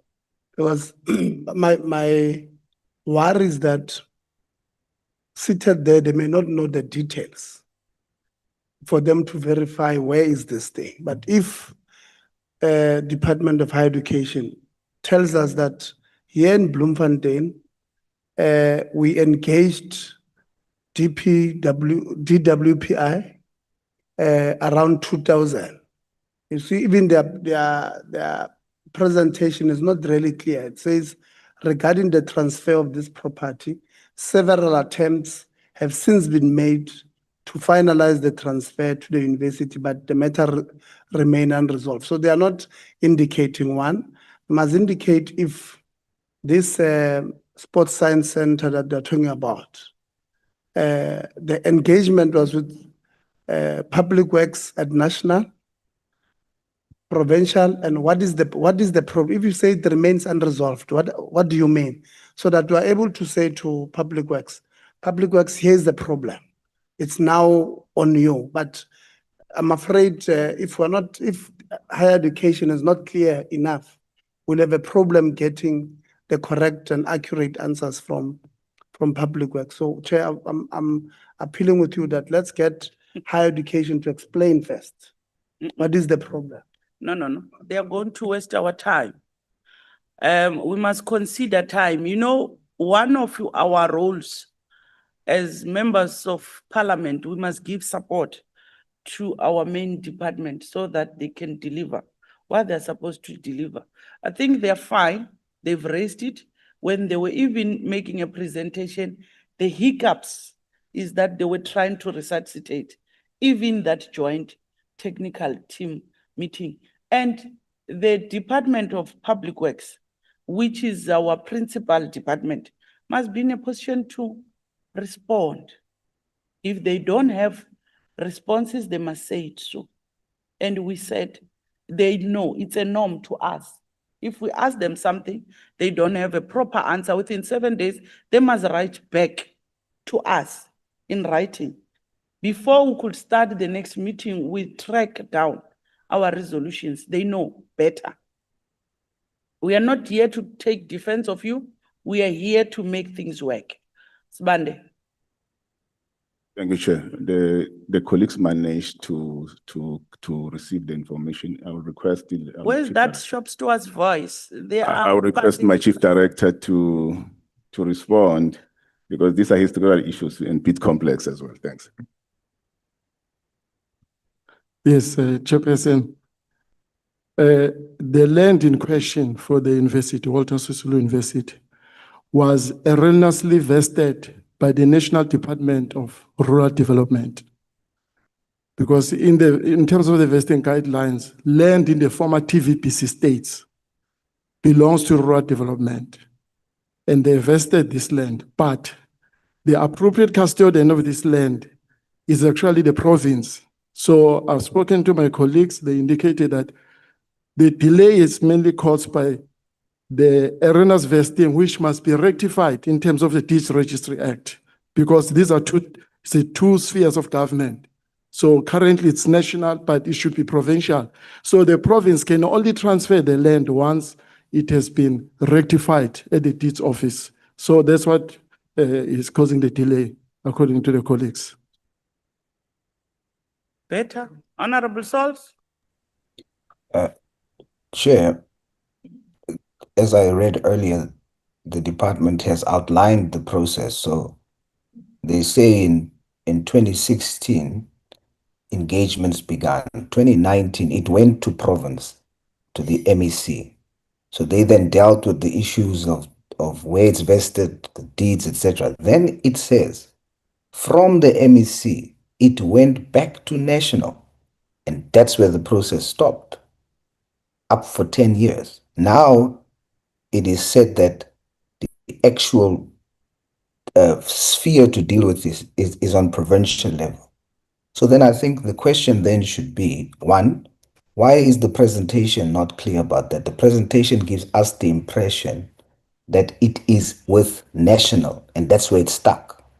National is sending it back and say it is province. So the question is, what has been done then in 10 years, knowing that it's an issue of where the property is vested and needs to be changed at the deeds office? What has been done in 10 years to change that? The response is that the problem is with the deeds office. There must be a change of ownership. Isn't what you have responded? I think it was simple to say all of them, with the lack of this joint technical team, they could not even advise each other to say, this one, it's not the prerogative of DPWI nationally because it sits with province and rural development. That's what they were responding. So the title deed does not belong to DPWI. I think Honorable Souls, let's agree this question, it cannot be responded by DPWI. They're saying it's the title deed does not reside with them. The only thing on that matter, will want them to resuscitate as part of that joint within 7 days. They need to advise each other. They are here as a technical team, all of them. We are going to make sure that they resolve this matter. Within 7 days, you must give us a progress. Can you move to your next question? Because if we could stuck on that one, we're not going to have a response. I'll follow your guidance, Chair, but you must also emphasize with them that they must provide us proper information when they talk to us. Because remember, it's only the question raised that made us now understand it's sitting at the deeds and the properties owned by province. The presentation says province gave it to national in 2019. So that is misleading. But I'll follow your guidance, Chair. And then I'll await the response to my second question and then I'll rest, Chair. Thank you. Can you try to refresh their mind on your second question, or is the one that you are also trying to get more details? Yes, Chair, the one for 26 years, the matter has Yes. remained unresolved. So what makes it unresolved for 26 years? It's banned. Chair, with due respect and my sincere apologies, the transfer of the land, because we deal with these issues on a number of bases. The interest of such vests with the Council of the University. And for that, we will have to establish, because for the transfer to happen, the council must take initiatives and pursue the matter on behalf of the university, because we've got a lot of national departments. Some of these lands are vested with rural development at national department. And all of them, when you go to this office, they are written RSI. And at times we are pursued as RSI whilst we are not responsible on that particular land. So as Public Works, we are not in the business of registering or transferring land for universities. We make it available if the matter has been transferred to us. So in the last 5 years or so, we have not been approached for such, and therefore, that responsibility rests with the Council of the University to pursue the matter. But as we have said, Chair, we'll take it up at the DHET and follow up on where the matter is. Thank you. Yeah, there's the question of Free State that still has not been answered from most honorable souls, but I want to enter into this one. When members ask specific questions, let's respond to specific questions. Let's not try and create lecture rooms to tell us what is the process that you must follow. So the issue with Walter Sisulu is that the presentation indicates to us that you were approached by the department. This is a presentation that comes from Department of Higher Education. It says they approached you in 2016. So to come here and tell us that they should have approached agriculture or land reform, whatever, or it must go to a council of some sort, that is not what we're interested in. It's been 10 years. You could have told them that day, 10 years ago, to say, you are approaching a wrong person. The right person to approach is this one.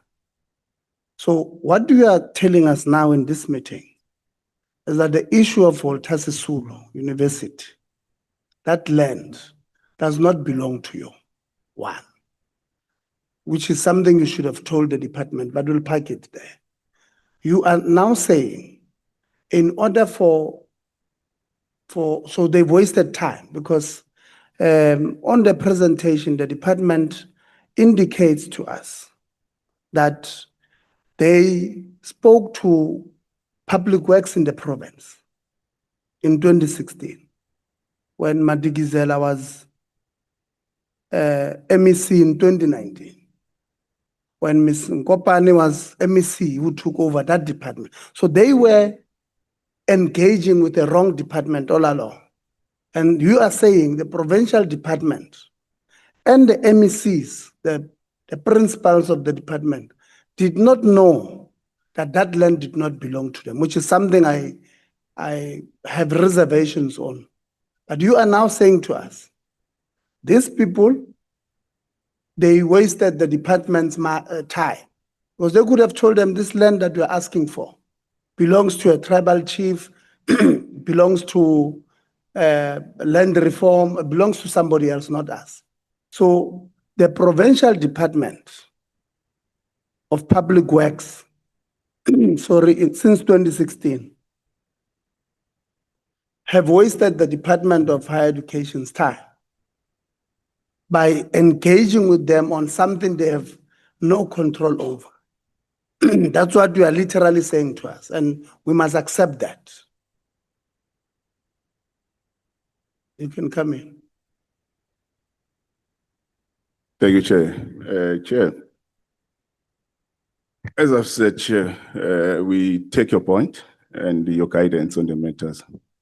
But what we have been our experience, which then causes this confusion, not only with the universities, including private individuals, Chair, where the land is vested in another department, in many cases is rural development. The interested party appoints a conveyance to facilitate the transfer. And the conveyance will come to us, and then we will advise them that we are not the responsible department. So they must go and verify who's the responsible, where's the land vested with. So it becomes the interested party that facilitated the process. We just provide information.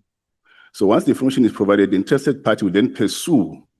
If the land is vested with rural development, they go to rural development. If the land is vested with provincial department, they go to provincial department. We don't appoint the conveyancers, and then we don't even work on that process. Ours is to say, this application was sent to Public Works National Department on this particular date, and National Department then could not release the land.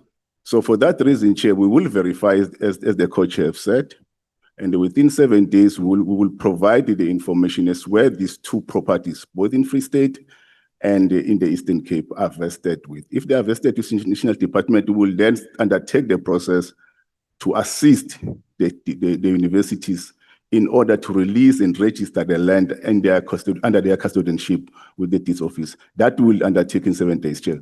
Thank you. Thank you. Higher education. The presentation is yours. It has a loophole that shows even yourself, you don't know who do you engage. I've just allowed this process to proceed, but this is your issue. You are the interested party. You were supposed to be specific and know when you have applied to this, how did they respond to you, and further make an investigation. This land belongs to who? We have just allowed DPWI to respond, but this is your matter. It's your mess. You can't present on something that you don't know. Where does it belong to? Honorable Souls, your time has expired. I therefore move to Honorable Madikizela. And Madikizela will be followed by Kobe. Then the last person in the platform, virtual platform, will be Zondo. A point of order, Chair. I'm listening to your point of order. Chairperson, I've asked my second question within my time. May I please get a response, even though it's outside of my time? It wasn't me, Chair. Yes, that one you were supposed to remind me that they did not respond to your question. Can you respond to that?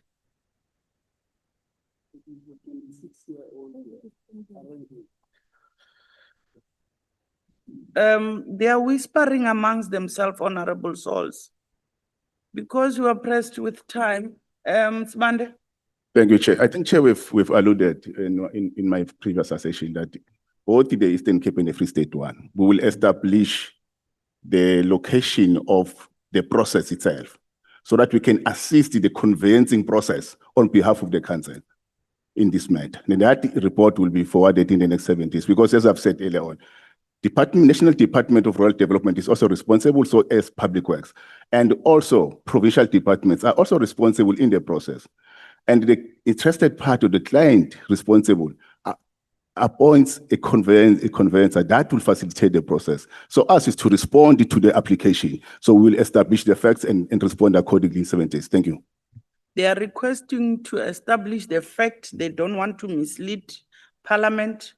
Is it acceptable to you, Honorable Souls? Yes, it is, Chair. Thank you so much. Can I move? Yes, Honorable Chair. Thank you so much. Matikizela, it's your time. It's start now. Thank you very much, Chairperson. Chairperson, I want to start by making the following observation.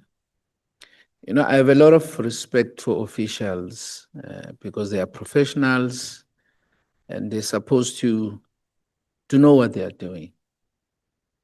But I must be honest, Chair, this meeting is a waste of our time. I want to put that frankly. We should not be here.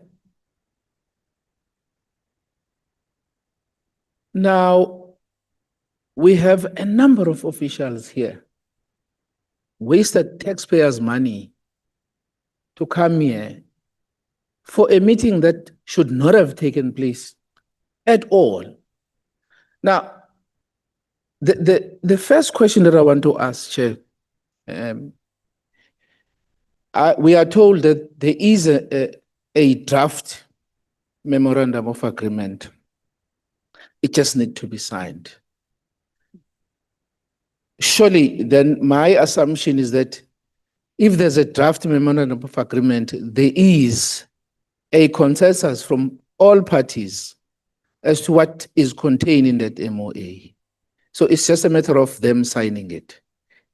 Am I understanding you correctly? No, that's what they said. Then what are we doing here? If there's an agreement, there is an MOA already drafted that needs to be signed, then what are we doing here? No, we are here to push them or to force them to sign it and implement it, to action it. So then, Chair, force them to bring it and then sign it. But honestly, you have, I mean, if you look at the reports that were sent to us about the number of broken telephones between these departments on things that are so basic and simple that should have been done. Now, I want to understand on a serious note whether there is a bone of contention in that memorandum of understanding. If there is, or memorandum of agreement, if there is, what exactly is it? Because my understanding is that there's a very clear disposal policy from the Department of Public Works and Infrastructure. And guided by that policy, surely there should be an understanding amongst all departments as to what process needs to be followed so that we don't have to come here and discuss something that you should have resolved among yourselves as officials. So, Chair, I honestly need to understand what is the bone of contention in that MOA.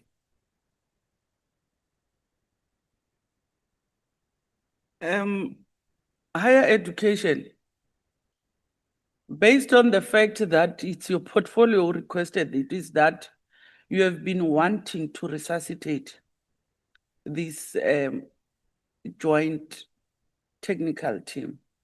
That's how I refer it. And you had no luck.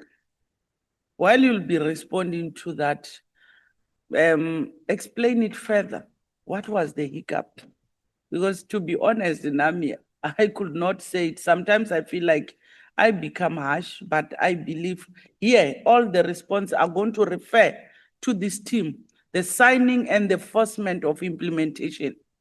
Because to be honest, it seems like there is no action with whatever that we have agreed verbally. It's not signed, nothing enforces you. The other parties, they're not coming on board. But can you respond to what Honorable Matikizela have just said? DG?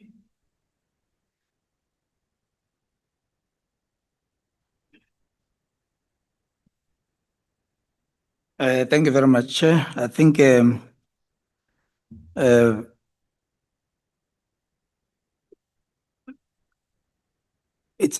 I think we must take responsibility, Chair, to ensure that notwithstanding the issues that might have been there, we take full responsibility to get it signed. Rather than explaining why at this point in time, because it is clearly we are not interested in blaming anybody. We just want to take our own responsibility. We've initiated the draft as a department, but that draft still must be agreed upon in its entirety by all parties that are involved. I think I want to also concur with my colleagues in the public works who have said that besides the two departments, there is also provincial departments. There's also, the Department of Land, reform that needs to be included. That time you've given us, I think it's enough for us to commit on by when it should be done. I can take that responsibility on behalf of the department, and I'm confident that my colleagues in the two departments will understand the seriousness of the matter. I think the last part that you did not touch, what is entailed in that memorandum of understanding? Do you have a contestation or the other party that is not comfortable with some specifics or something else in that memorandum of understanding, with yes or no? Yeah, the memorandum of agreement is on the acquisition of immovable state-owned assets by the PSET sector. The contents of the agreement covers interpretation of legislation. It covers legislation and policy context. We need to agree on the objectives of the MOA so that there is no overreach, to mandates that do not belong to the two departments. The roles and responsibilities of the two parties, and what do we do with the roles, of other parties that are not necessarily this department, where, for example, land is owned by traditional authorities or land is owned by other parties that are private, or some of the portions of land that is owned by institutions themselves. There is also an aspect of the MOA that deals with deliverables and timeframes. The undertaking by both parties, that is the difficult part, of the undertaking, because it also relates to resources allocated to the department and whether or not those resources are available at the time. And those are the matters that becomes quite difficult, but not justifiable to have stayed on the table for such a long time. I also need to indicate that there is a part that deals with suspension and cancellation of the MOA and the dispute resolution mechanism, including the extension, execution, and amendment of the said agreement. I think that is the context, but I think my colleagues may assist to indicate if specific matters are there, but I don't believe that would be what you are looking for. They've rescued you. There's no need. Honorable Ngubani, you know how I operate. I called you will be the second speaker and you left the room. You forfeit your time, but because you are here, I'm going to give you an opportunity to make a follow-up. It must not be a new question. You have forfeited your spot. I was going to the toilet, Chair. My stomach was running, so No. If it's a follow-up, I'm still on Honorable Madiki. Okay, all right. Yeah, no, Chair. Sorry, Ngubane, sorry. I'm still on the floor. No, yes, raise your hand. You might find you want to make a further. Chair, I'm concerned that Honorable Matikizela is mentioning a crucial thing. And then I heard on the presentation of the DG as well, where basic education, they say they're happy this meeting has said things are going to move. And the DG is saying that they take responsibility. The challenge, that the reason that we are here is that there are these JTT, MOU, framework, everything that were made, presented, a year's passed, and nothing's moved. The things that we want to come out here, Chair, is to know what stopped these things not moving? Who didn't sign? When the DPW was given memorandum of agreement, terms of reference, they must tell us the reason why they didn't sign the document. Because this thing offered, now, thank you for calling this meeting. Things are now we're gonna work now. That's what we reason that we came here. We don't want about thank you, now things are gonna move. We want to know who didn't sign the document, why things were stalled, what were the reasons, why the communication, why the meetings of the JTT, a year passed, people aren't meeting. All of a sudden now we are here, things are now, hey, the reason we want to know why all along, who has stopped this thing? If there are reasons hidden maybe, or communal land, the king didn't want it, on many issues that we're discussing, Chair. Thank you. Thank you, Honorable Nguban. My members, when they start to see me standing up, they know. Chair Letsie, what is just echoing and what I do, in my community, I don't want to lie, they know. I chase people who are not prepared to come and talk to us. When we took our time, we're not bored. We are members of parliament. They presented to you, and I'm going to be very harsh. They came to you in your portfolio and said there's a stumbling block. DPWI is not coming to the fourth. It's what you are saying. And you want responses from DPWI, but the tables are turned. Your DG is taking a responsibility. Even themselves, they did not do what they are supposed to do. They did not follow up. They can't even tell us what blocks them. The presentation that they are giving us, they did not even do and play their own part to know who's the landowner. Starting from what Honorable Sauls has been asking, they find themselves wanting. I just allowed DPWI to respond and say, we want to give us time, because they know I don't play, I'll chase them out. Your department, which is higher education, their presentation, it's misleading. It's very misleading. And you know what is good? It's a DG, unless otherwise you are saying it's an acting DG. The two departments, they don't have their own DG. They've sent a delegation. But if the DG, the head of the department, could agree to say they did not play their part, it becomes a problem. When we come and agree to a joint, it's when amongst themselves, they've reached a stage they can't speak, they can't implement, there's something that stops them. If it's legislation, then it stops them to work. They come to us. But in this case, it means they could not do their work.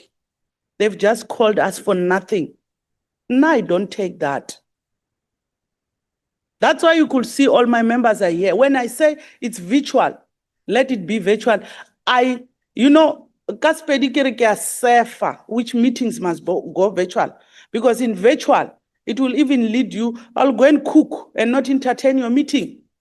I'll do whatever, house chores. But when you are physical, you focus. And this meeting, in our meeting, our committee, I spoke to the secretariat to shift other items because I felt it is very much important into this to come physical. We look at each other face and face and tell you what to do after this.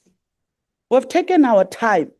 But now, honestly, Honorable Litsie, I'll agree, your people did not do their work. I'm not taking sides of DPWI, and I'll never take sides. I always tell them, we are here to give you support to do your work and make sure South Africans get what they deserve.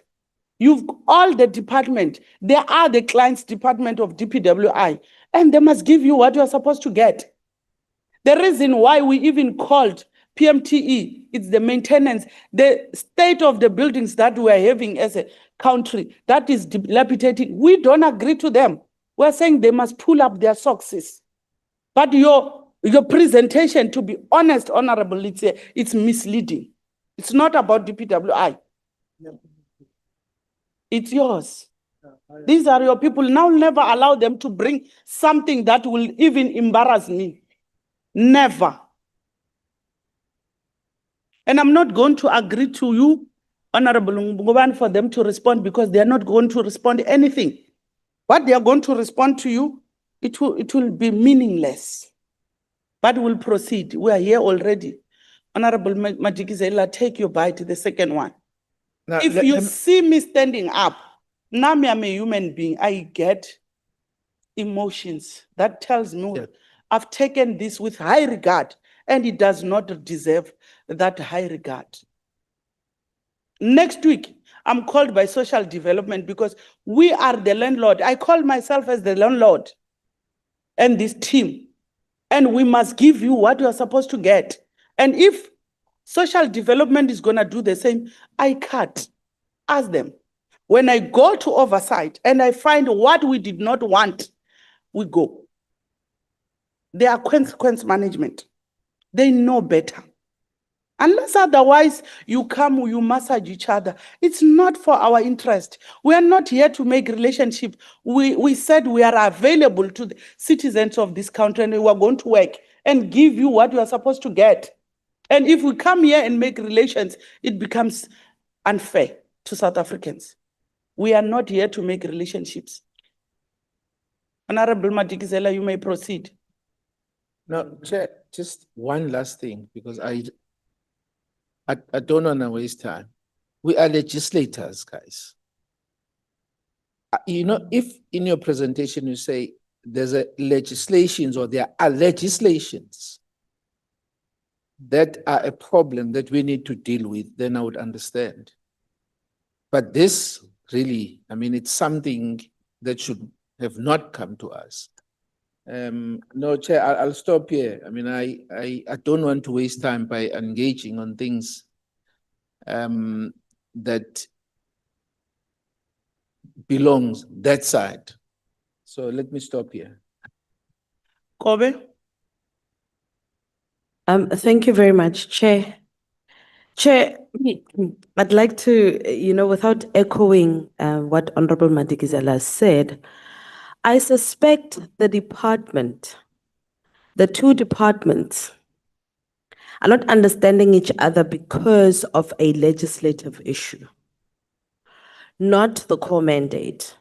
Because if the core mandate is the issue, then Department of Higher Education should have sent a user asset management plan to DPWI with their current assets, with the budget, with the frameworks. That's the normal job. But when two parties, Chair, start to enter into an MOU, it is because there are exceptional circumstances which need the department to then act. And so my issue with this is that We have officials here whom I have great respect for, but this is a matter of political principles. The political principles should have been here to answer as to why they have not signed the MOUs. When we enter into MOUs, it is the political principal who then takes the responsibility for that. It is not the officials. So my issue is that I suspect the MOU requires a devolution of responsibilities from DPWI to them. And that is where we have an issue, where DPWI is not going to give up or devolve some of the responsibilities, because as the custodian, that would be out of the legal framework. We are here arguing a case of political principles that should have had political will, but over and above that, you said you have a legally vetted MOU. I suspect it's not fully legally vetted, because legislation should be able to tell you that the custodianship, as the department, they cannot give it up. So the devolution of responsibilities is where the issue is. It's over and above us. That's a policy issue. That's a legislative issue. So you can't bring us here so that we talk about that. If an MOU is not signed, forget about every other thing. No operation will take place. So we are here arguing on behalf of political principles who should have taken responsibility and said, we can sign, and then the departments can then go into a discussion. As officials, you cannot meet because your principals have not agreed on it. You don't have the mandate to. So bringing us as a portfolio committee, it seems as though, for us, it's overreach, Chair. It seems as though now we must force the departments to work together. There are legal considerations that they've made because they understand the work that they do and the mandate that they've been given. Chair, I don't think that, I really don't think the meeting should proceed any further, because if we're talking, it's the MOU, why they have not signed it, and then they can't proceed with any other work because an MOU is not signed. And the people who must account for that are the executive authorities, and they're not here. So I'm afraid this committee, Chair, I think with our meeting, we're wasting our time. We can't talk specifics if the MOU is not signed. And when you talk about legal considerations, and you said it's legally vetted, we need to know who vetted it. And have they not advised you that it is not possible to move forward? I'll give you an example. Parliamentary villages. Let me give you an easier example. We were sitting with another department, defense. They came to us, Chair, I think you remember. They wanted a devolution of responsibilities, and that cannot happen. Until then, there's no soldier who's going to put paint on any building. And so until then, the Department of Higher Education is not going to put up anything. So what we are discussing here, I'm telling you, there is a bridge, Chair. We are over and above. This is above us. What needs to happen is the political principles need to talk at a political level and see how to move this thing forward. Other than that, every other thing is operational. And I'm thinking then it's covered by the Constitution. You can ask. Then you can bring us in and say, we gave them a user asset management plan with timelines and a budget, but they are not executing. But this with the MOU, this is special, and this requires executive authorities who have signed off on it. Otherwise, we are not mandated. We can't oversee what an executive authority did not agree on. That's my submission, Chair. Thank you. No, thank you very much. Just want to indicate a few things, maybe just as a response. Firstly, is that our job as members of Parliament is to stand for those who are supposed to be end users. And when I opened the meeting, I indicated that I made an example about Walter Sisulu in Queenstown, Whittlesea. And I said, those are our people. Those are the people that you and I are representing here in Parliament. And if there's no movement between the departments, that must make sure that they don't get a raw deal at the end of these things. We are going to end. We're not. I'm responding to the issue that what is the word used? We're overreach. There's no overreach. This is us representing the constituents that has put us here in Parliament. That is the first issue. The second issue is that MOUs actually are not done by executive authority. They are signed only at that level. But at a technical level, you can't expect a minister of public works and a minister of higher education to draft an MOU. These are the people who are responsible for that. That is why we have departments are put the way they are put. We've got a director general who's the executive, with an accounting authority, and they have. Chair, just a point. Just a point Is that a point of order? Yes, Chair. Okay, what is the point of order? Chair, just a point of exigency. I think I've explained that at an operational level, administratively, we have those people you are pointing out. Now, my concern is that for anything to proceed over and above that, that we can speak on, it must have a signature and a mandate from the executive authority. Notwithstanding that there is a structure and administration that must carry out the technicalities of it. But in order for it to carry on, Chair, there must be a signature and there must be an acknowledgement of that in this House. Yeah. Thanks, Chair. Yeah, there's no point of order. In the absence of no question, and because I'm presiding on this session of a Q&A, I'll move to the next member, which is Honorable Zondo. We have noted your comments. Honorable Zondo on the platform.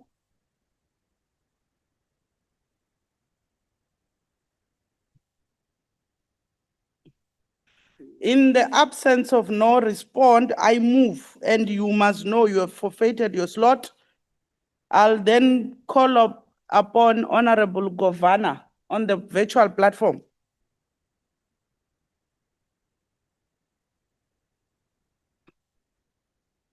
In the absence of none, I move to Honorable Ngumal. Thank you, Chair. Greetings to all of you here once more.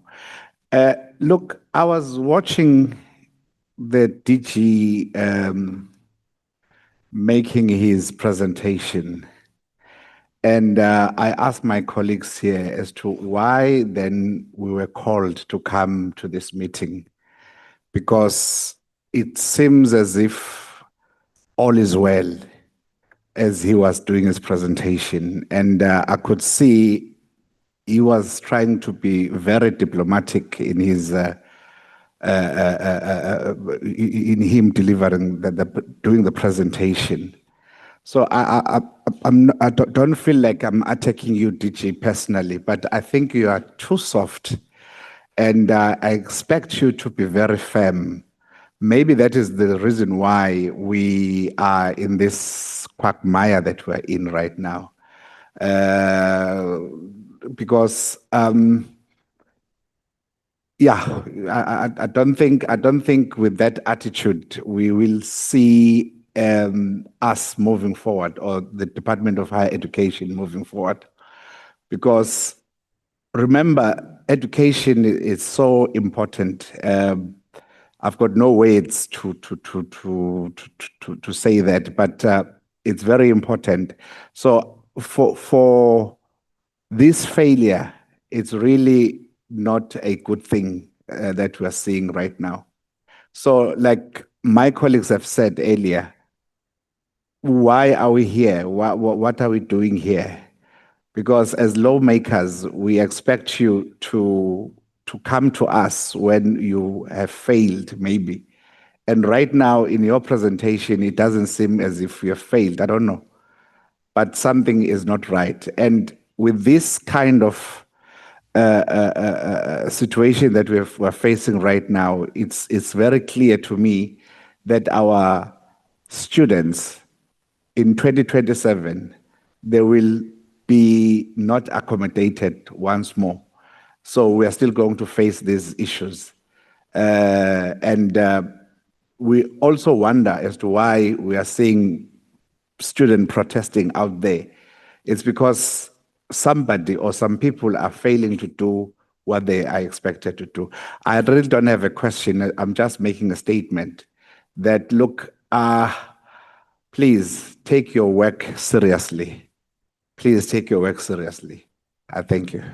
Thank you, Honorable Ngumalo. I move to Honorable Khakao on the virtual platform.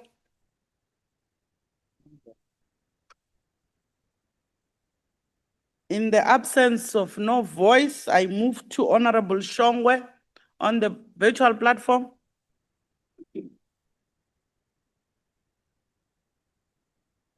I told you, the virtual does not work. Honorable Jordan. Thank you, Honorable Chair. Chairperson, I only have a few questions that I'd like to pose generally to the Department of Higher Education and also considering the Department of Basic Education. When it comes to the closed schools that have been offered by the DBE, Chair, the presentation that was given by them listed 1,525 schools that have been closed for possible repurposing. How many of these schools have been assessed? How many of them have been identified as suitable, and how many are currently being transferred? And of those, how many are expected to become what type of facility? So will they become TVET college campuses, CET learning centers, student accommodation facilities, skills development centers, and then perhaps to the DBE? I know this, this meeting is currently considering students in higher education, but we might want to also find out whether any of these would become spaces for ECD enrichment. Then, Chair, we are seeing that a number of properties are being leased, private facilities that are leased because government-owned properties have not yet been transferred. And I'm wanting to understand how much the country is spending on the leasing of these private properties because of failures to transfer properties that are available to higher educational institutions. What is the estimated value of public assets that are currently standing unused while college and universities are facing infrastructure shortages? So we can see that from DBE, 1,525 schools. Are there, Public Works had also given their presentation. I'd like to understand what the value is of unused properties.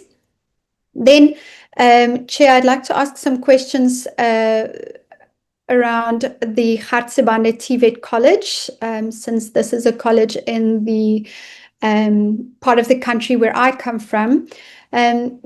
The briefing document shared with the committee indicated that there was a request for IRF 1025 in Standerton that dates back to 2014.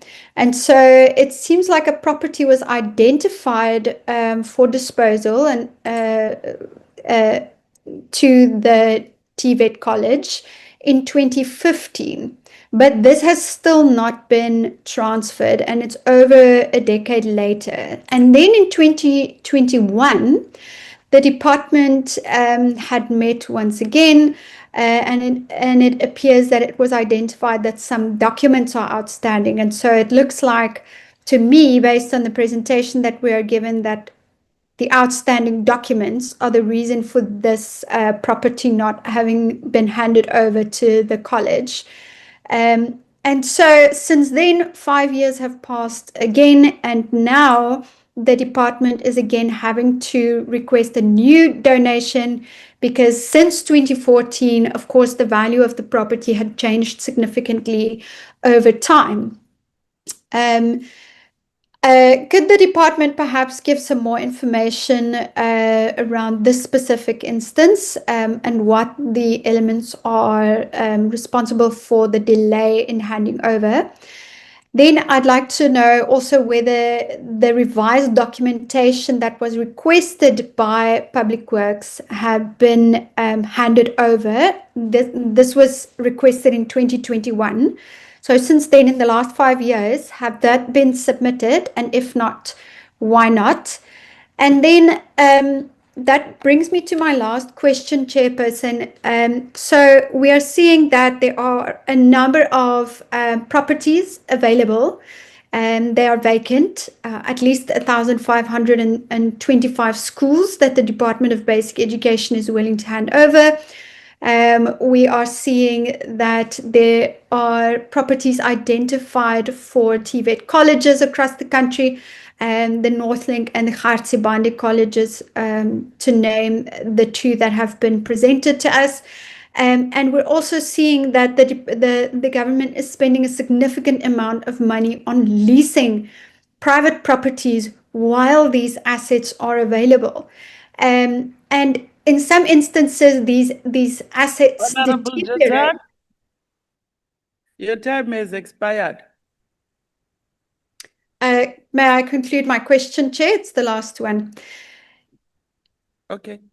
In some instances, these properties have deteriorated while transfer processes are significantly delayed. We've seen up to 10 years. What's the cost of assessing these structures continuously without them being occupied? Thank you, Chair. Hartsibande. That came so out loudly and clear. Sibande. There's a question about Hartsibande, and you're going to respond to that. Unfortunately, Honorable Jordan, there are other questions that you have raised. They need a full detailed asset register, and it can't be responded in this meeting. The asset register is a very thick, detailed document. When you want state properties entirely, it might take us the whole day. But I want to call upon DPWI to respond to what you can respond. Higher education as well, because some, they still go back to what other members have raised. Can I get an indication which department want to start? DG? Thank you very much, Chair. Appreciating the comments made by honorable members regarding our presentation. We will dare to try to improve in those areas, Chairperson. There are two specific questions which I would like to respond on. The repurposing of the schools that were handed over to the department, and for what purpose these are going to be. All of the schools are earmarked to be repurposed to be, CET facilities. We do indicate in our presentation those that are repurposed to be facilities or campuses of universities. So in the way the presentation is structured, under CET colleges, we provide the list of those purposed for being CET colleges, and under universities, we are specific about which ones are to be, for universities. Thank you, Chair.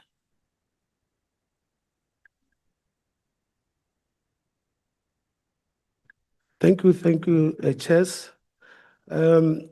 We'll respond around the issues of schools, particularly the one which were assigned to ISA, Infrastructure South Africa, as a pilot, not necessarily to our entire portfolio of asset. In this regard, Chairpersons, if we talk to the properties or schools in the Northern Cape province, the number of schools that were identified, it was 23. The value was around 2.6 billion. And when we talk to Eastern Cape province, number of schools were 30, and the investment requirement, it was 3.6 billion. So here I was commenting on the basis of schools which were advanced to our entity, not necessarily to our portfolio per se. Thank you. Honorable Jordan, do you have a follow-up? No, thank you, Chairperson. I think I'll submit some questions in writing. Thank you. Honorable Christians on the virtual platform.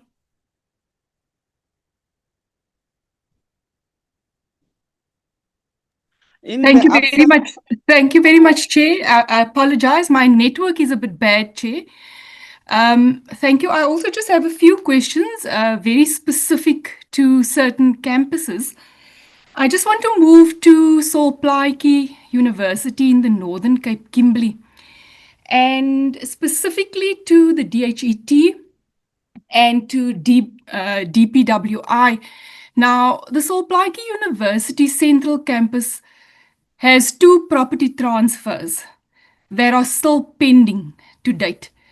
And these are linked to the provincial DPWR DVET and the provincial DPWR DHS. So, and this dates back, Chairperson, to the 23rd of August 2013, as far as I can pick up.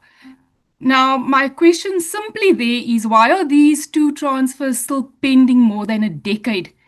And what is the exact date that they will be finalized? So that is the 2 properties at the central campus at Sol Plaatje University pending since 2013.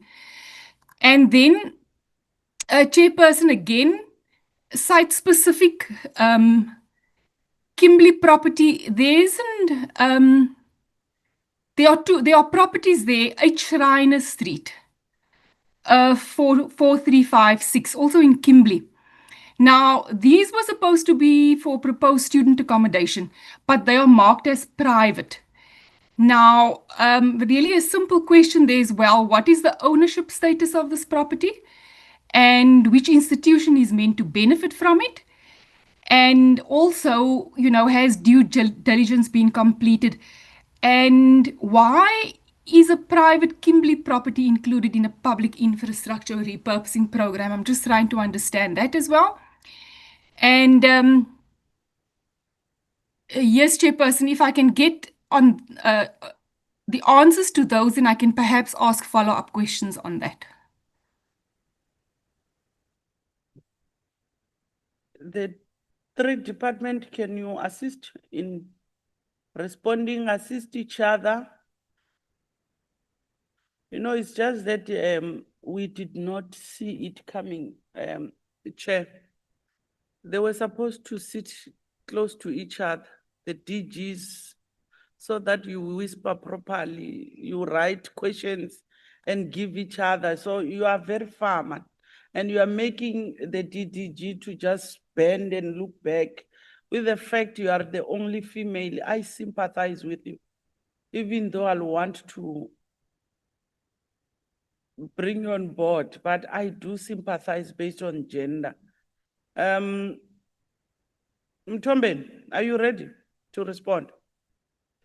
Chairpersons, what I can indicate with regard to Sol Plaatje, the property in Kimberley, we can commit to sort of interface with our provincial public works to get the right status because it's not on our register.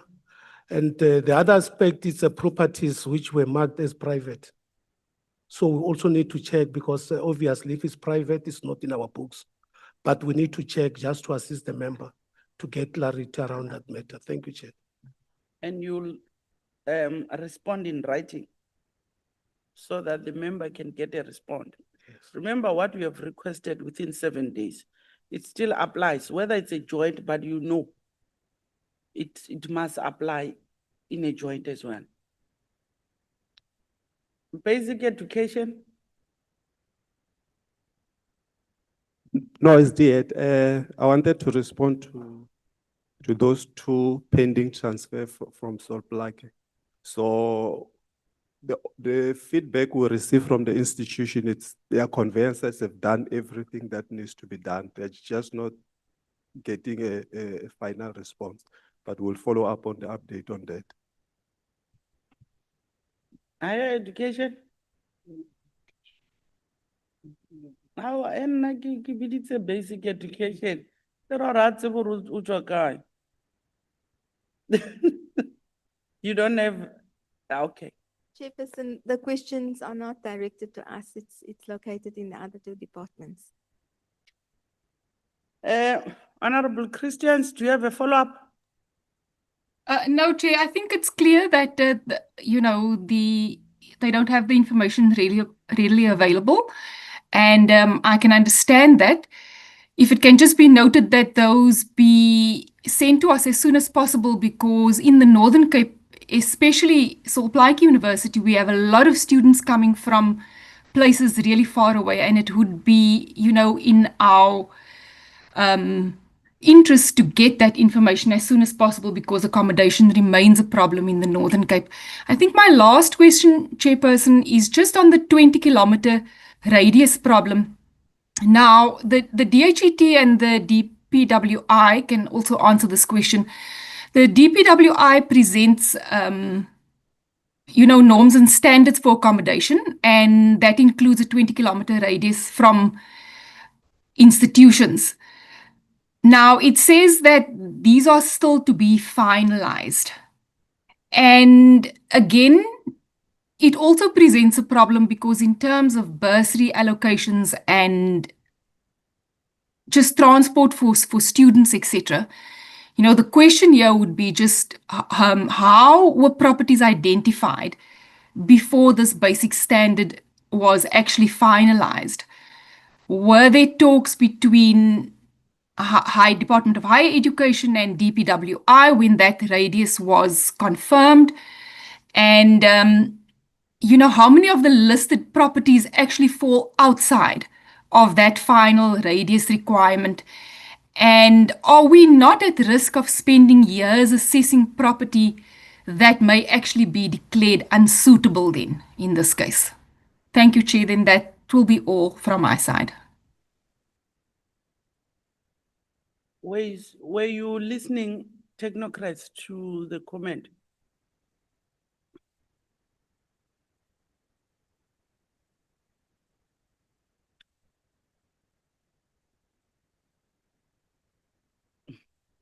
Honorable Christian, allow me to move to the next member. Can I call upon Honorable Law on the virtual platform?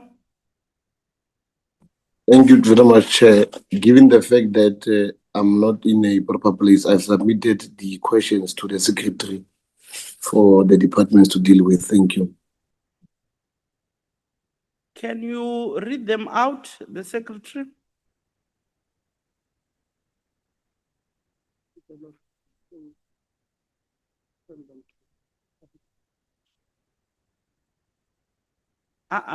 Can you read them out? Within that 5 minutes, the question will be read out for all of us to hear what Honorable Law.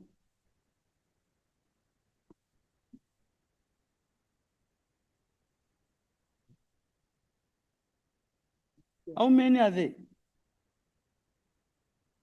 How many are there? It's a page. It means you were writing thesis. Let's agree that you, even yourself, that thesis, you can't take it out. I therefore move to Honorable Letlape.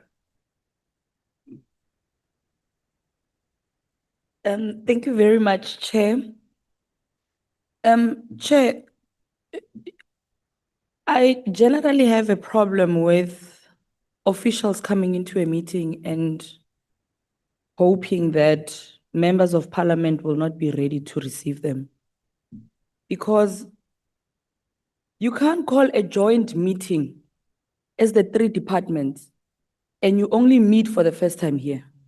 It can't be. You can't have not set as departments to go through what you actually want to achieve from this joint meeting. And that's exactly what you have done. And that is why we're being subjected to a question of Why has there not been transfers for the past 20 years and you still don't know? Because you thought you were just going to come to a meeting and members of parliament are just going to be typical politicians and the meeting ends. Now, I'm going to start with the MOUs because Honorable Kobe is right. If you don't sign the MOA and the terms of reference, you'll not be able to do any work. And at the bottom of the I think it's Public Works presentation, you do make that recommendation that you need to sign them. So I think there's a member there who said the reason why the MOAs have been moving around from one department to another is because of specific clauses. I'd like to know what those particular clauses are that are hindering you guys from signing these MOAs. If I can just get that first. What are the specific clauses in these MOAs that are enabling you from signing them? Ma'am, it's you who spoke about clauses.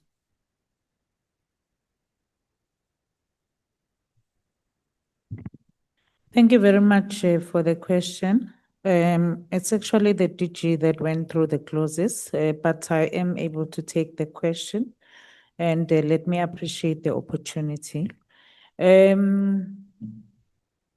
want to address or maybe table my appreciation for the comments that we have received today. Firstly, honorable member that spoke about the asset register said that the MOAs had been legally vetted. They were not a honorable member. Our legal advisors. Chair, DDG, I'm the one that's asking the question. You All right. Yes, apologies. Yes, apologies. Yes. Respond to what the members on the Yes. platform now. Yes. Respond to Honorable Letlape. What you could not respond previously, let it rest. Yes, apologies very much, Chairperson. Honorable member, the main issue was that we could not, one of the main reasons why we could not agree was how we could find a consensus in terms of the different mandates and how we then could then collaborate and ensure that we deliver accordingly as in terms of ensuring that we find consensus.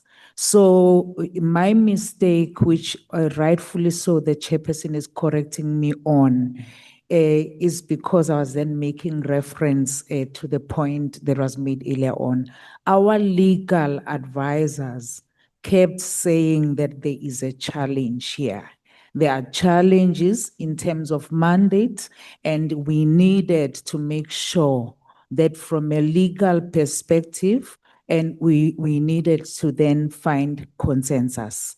The time at which we were meeting, as colleagues indicated from DPWI, was when there was then the establishment of the entity, the new entity as a vehicle for delivering and managing infrastructure.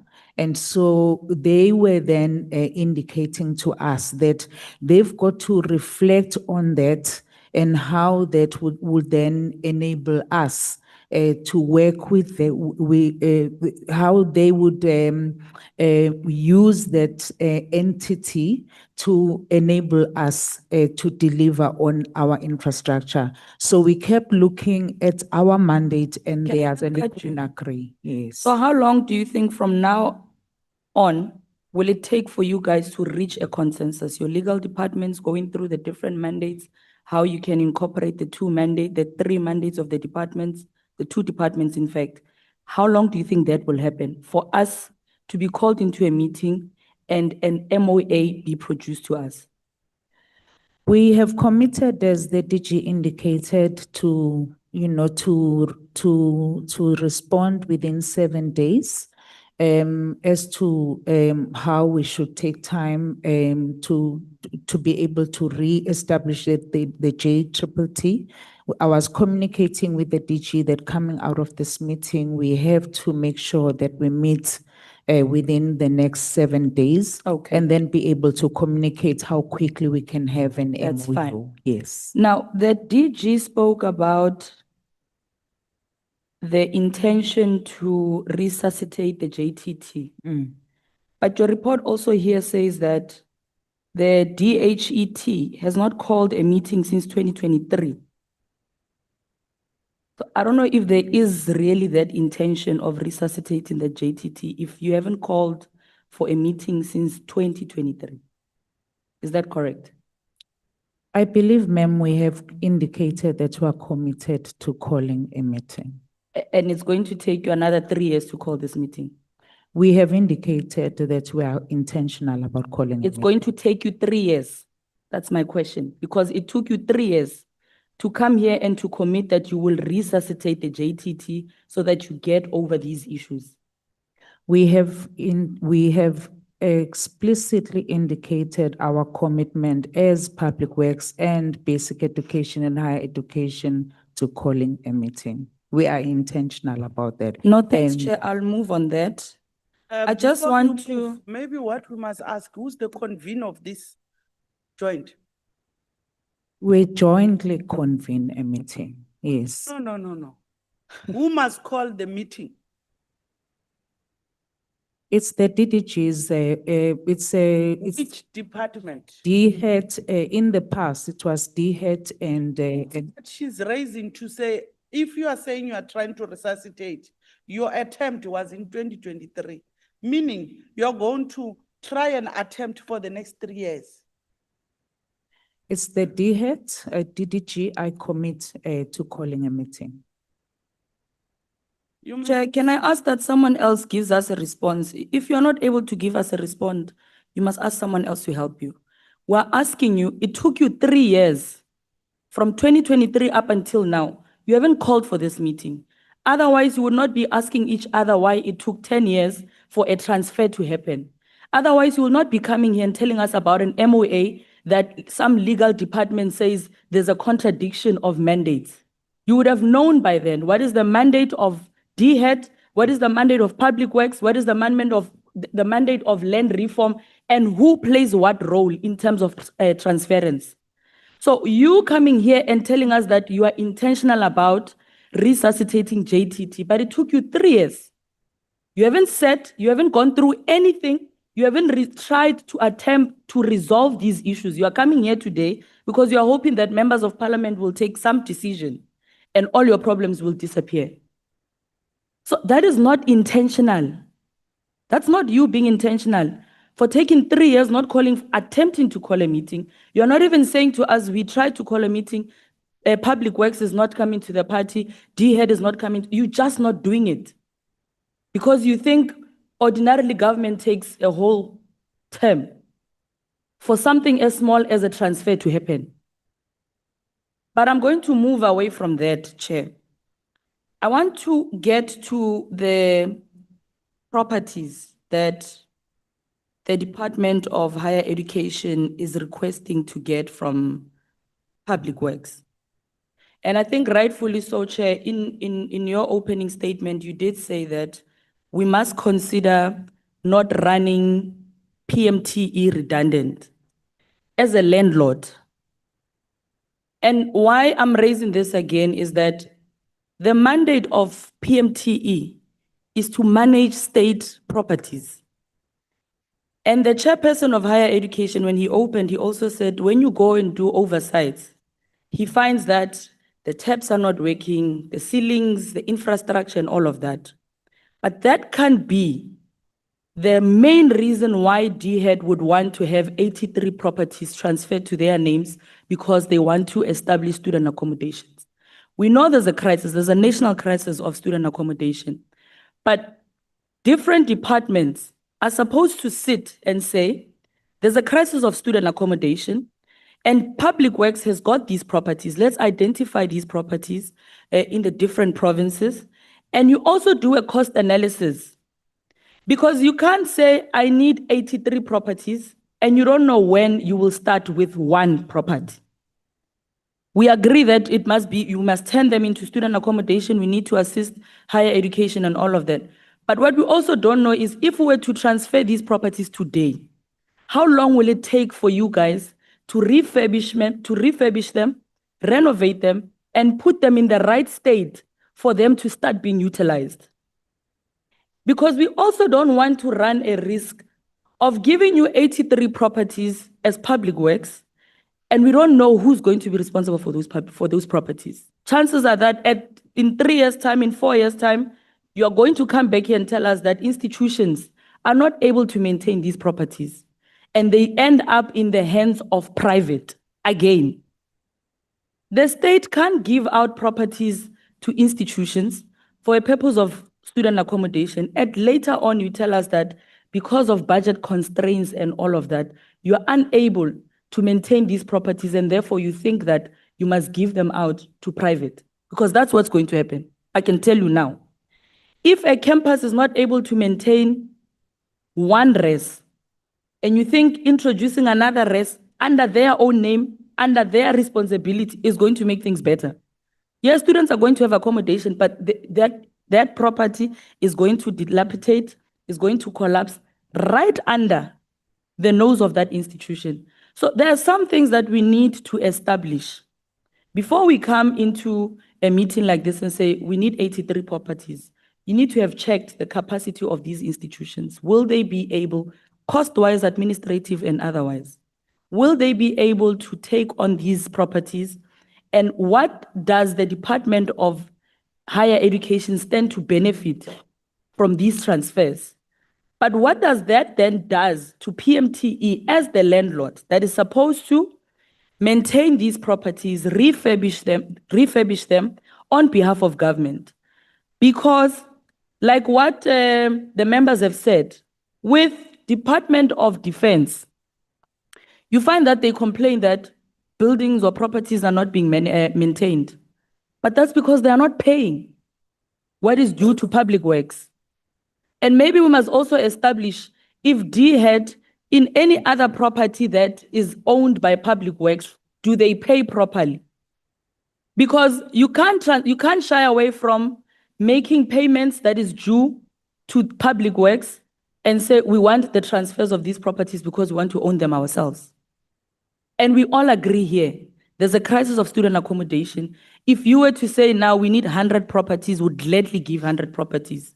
But there are some considerations that we need to put on the table to protect state assets, but also to protect the integrity of mandates being moved across departments. So, Chair, I do want to check if there are properties that are under public works, and if Department of Higher Education make payments to public works. But I also want to check is, have we done a cost assessment on these properties? If we were to get them, what is the plan of taking in these properties and turning them into student accommodation? And who is going to ultimately be the owners of these properties? If you are requesting for transfers, do they fall under the institutions? Who takes responsibility and all of that? I want to agree with the Honorable Madikizela here that ordinarily we shouldn't have a joint committee meeting if we've got a special task team that was established to deal with these things. But yes, we agree that here and there you need political intervention. But unfortunately, we're not going to be able to make these interventions if yourselves as the officials are not coming to the party. You want to operate in silos, and it makes it difficult for us as well. Because DHE wants to come here and outshine Public Works. Public Works wants to prove to us that they are not wrong because we're always blaming them for anything that goes wrong in terms of infrastructure. So if departments are going to operate in silos, you are going to take 3 years before you call this meeting. And I can assure you now, the transfers of WSU, UFS, CUT, nothing is going to move because someone sits comfortably in their office and waits for someone else to first come and knock. As you wrap up, As I wrap up, Chair, I am trying to raise the issue of requesting for transfers of properties without following proper processes and considering the mandate of the different departments. You cannot move the mandate of public works of managing properties, and when you want devolution or you want donations or you want transfers, you just come simply wake up in the morning and say we want 83. So we need to know the cost analysis, the cost assessment, what each property would need for it to be turned into a student accommodation, and how long would that probably take? Are you going to use triple Ps? Are you going to rely on the budget because you take 90% of the higher education budget? How are we going to make sure that if we take the 83 properties, how are we going to refurbish them? How are we going to renovate them? And how are we going to make sure that they start working for these institutions? And who gets to stand to benefit outside of just students? Who stands to benefit? Is it the institution? How does the public works benefit? How does Department of Higher Education benefit? Thank you, Chair. DG.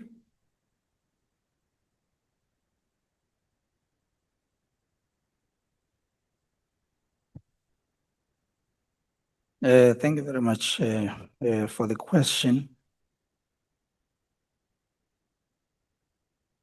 At our meeting, joint meeting, right at the beginning, it was established that the PMTE was required to generate income from the properties, and that property donations may create a loss, and therefore the Department of Public Works was no longer able to simply donate properties. This is one of the issues that were discussed right at the beginning. We further agreed that the PMTE is required to use the state property portfolio to generate the revenue required to keep the state's asset register afloat.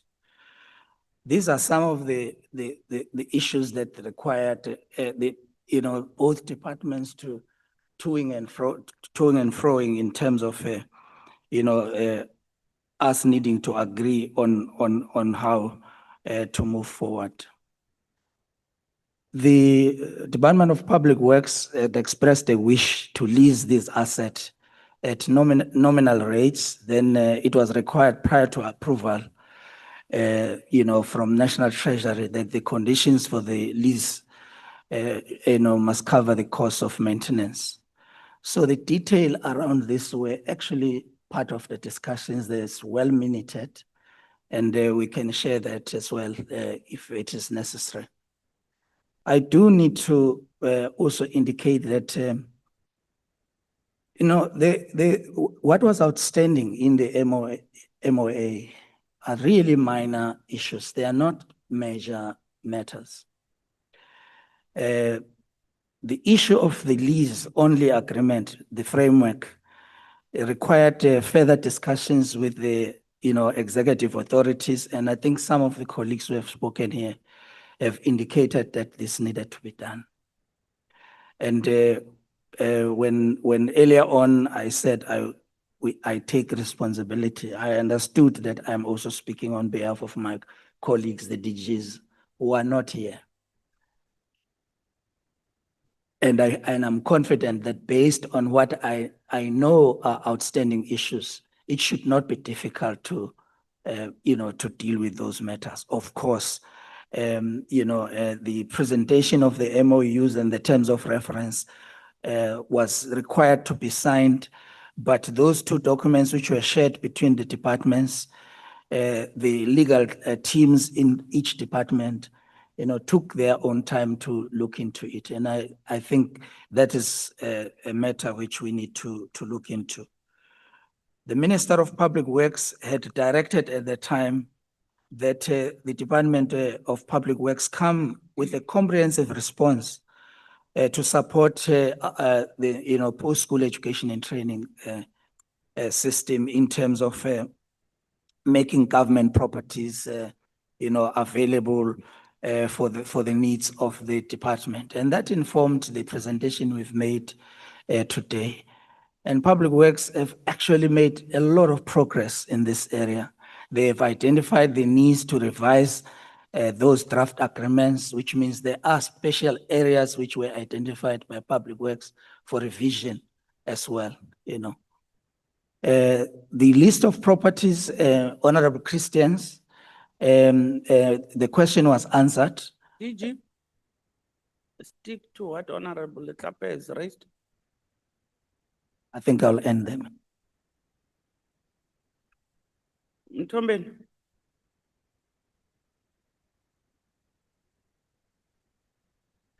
Thank you, Chair. I should think from our side, we have noted the comments coming from the member, which was underscoring the issues of the processes around the transfer of properties and the mandates of Public Works, which not need to be made redundant. So we also note that the role and relationship between us as a custodian and our clients as well, and issues around the constraints around maintenance. It's a well-known issue to say when we transfer properties, indeed there must be cost analysis around that so that we be able to sustain and to make our asset functional. So we take note of that from Public Works.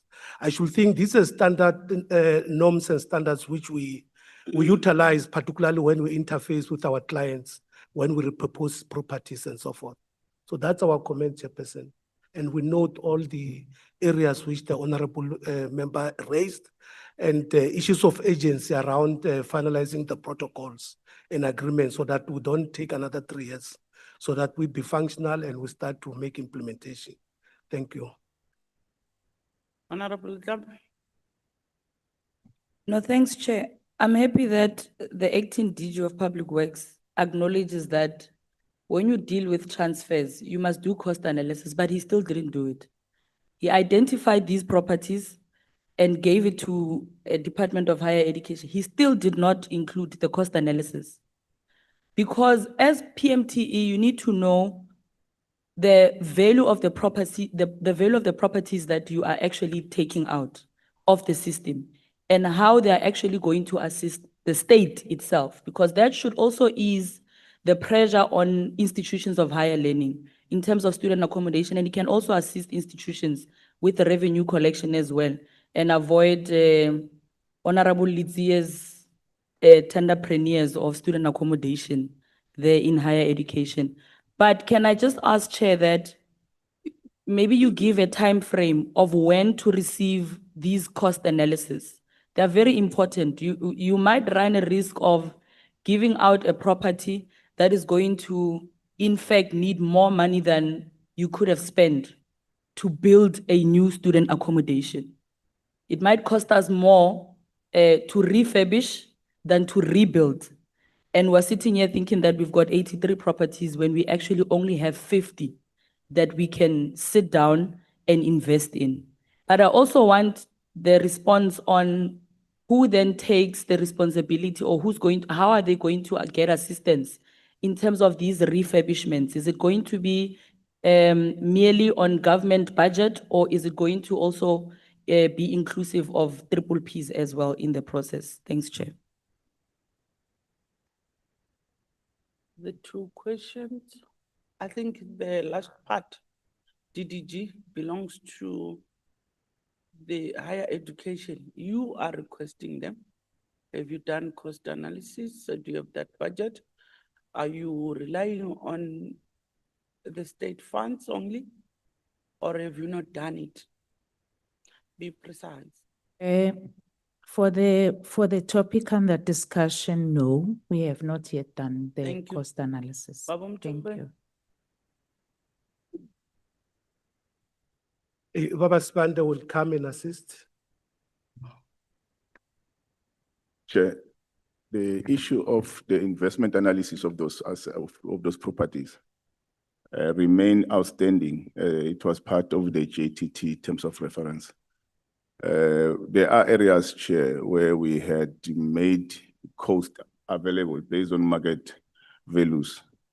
Those areas like the one in Standardton that was asked earlier on, the department did indicate that they don't have the funds to offset that.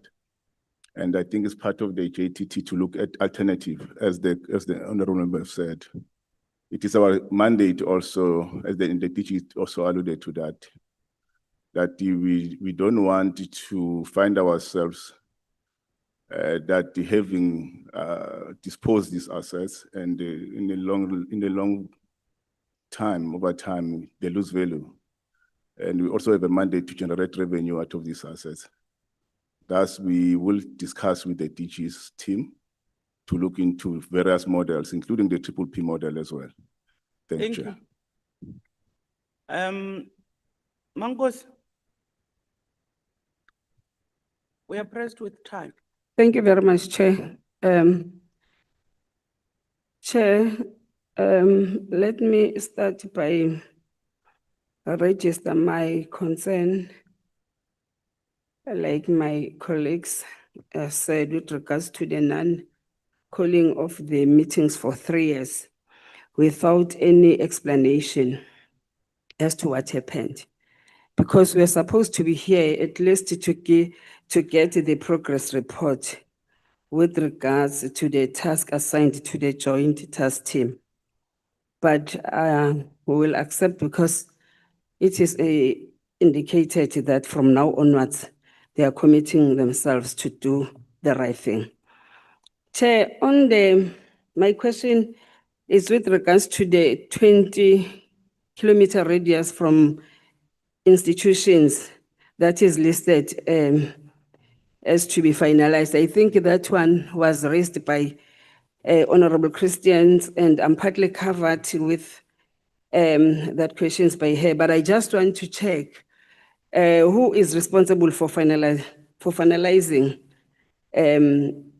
the 20-kilometer radius from the institutions, and what are the timeframes set to do that? My other question is that the presentation downplays their impact. I think it was the DPWI, no mention of budget or feasibility study outcomes. DPWI commits to feasibility studies, but provide no findings or funding implications.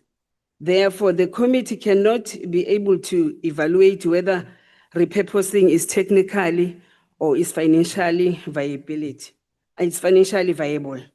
So my question is that can the department present findings from any completed feasibility studies, including cost estimates, structural assessments, and projected timelines for occupants? My other question is with regards to the interdepartmental accountability.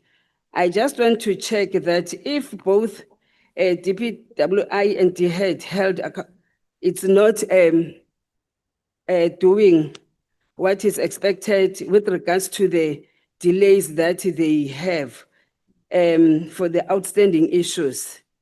Who's responsible to hold them accountable for that? I think my two last question is that on illegally occupied properties, 15 de Villiers Street properties are illegally occupied.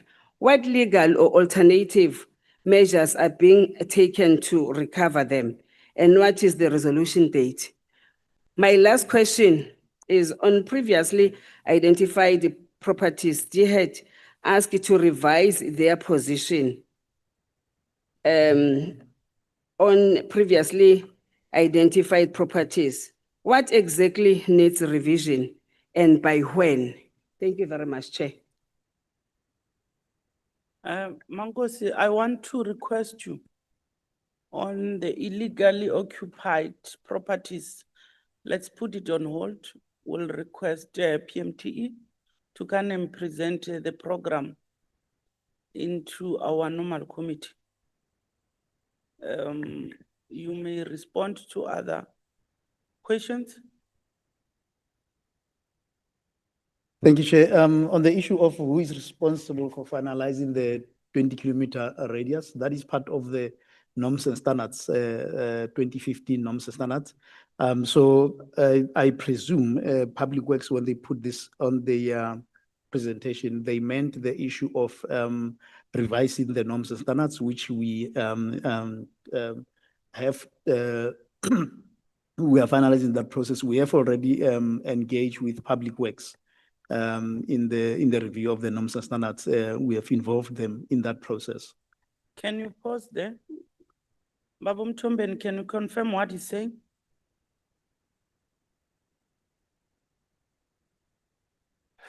Our confirmation, Chair, around the issues of 20 kilometers radius, it is true that it's a matter which relates to norms and standards around the identification of such properties.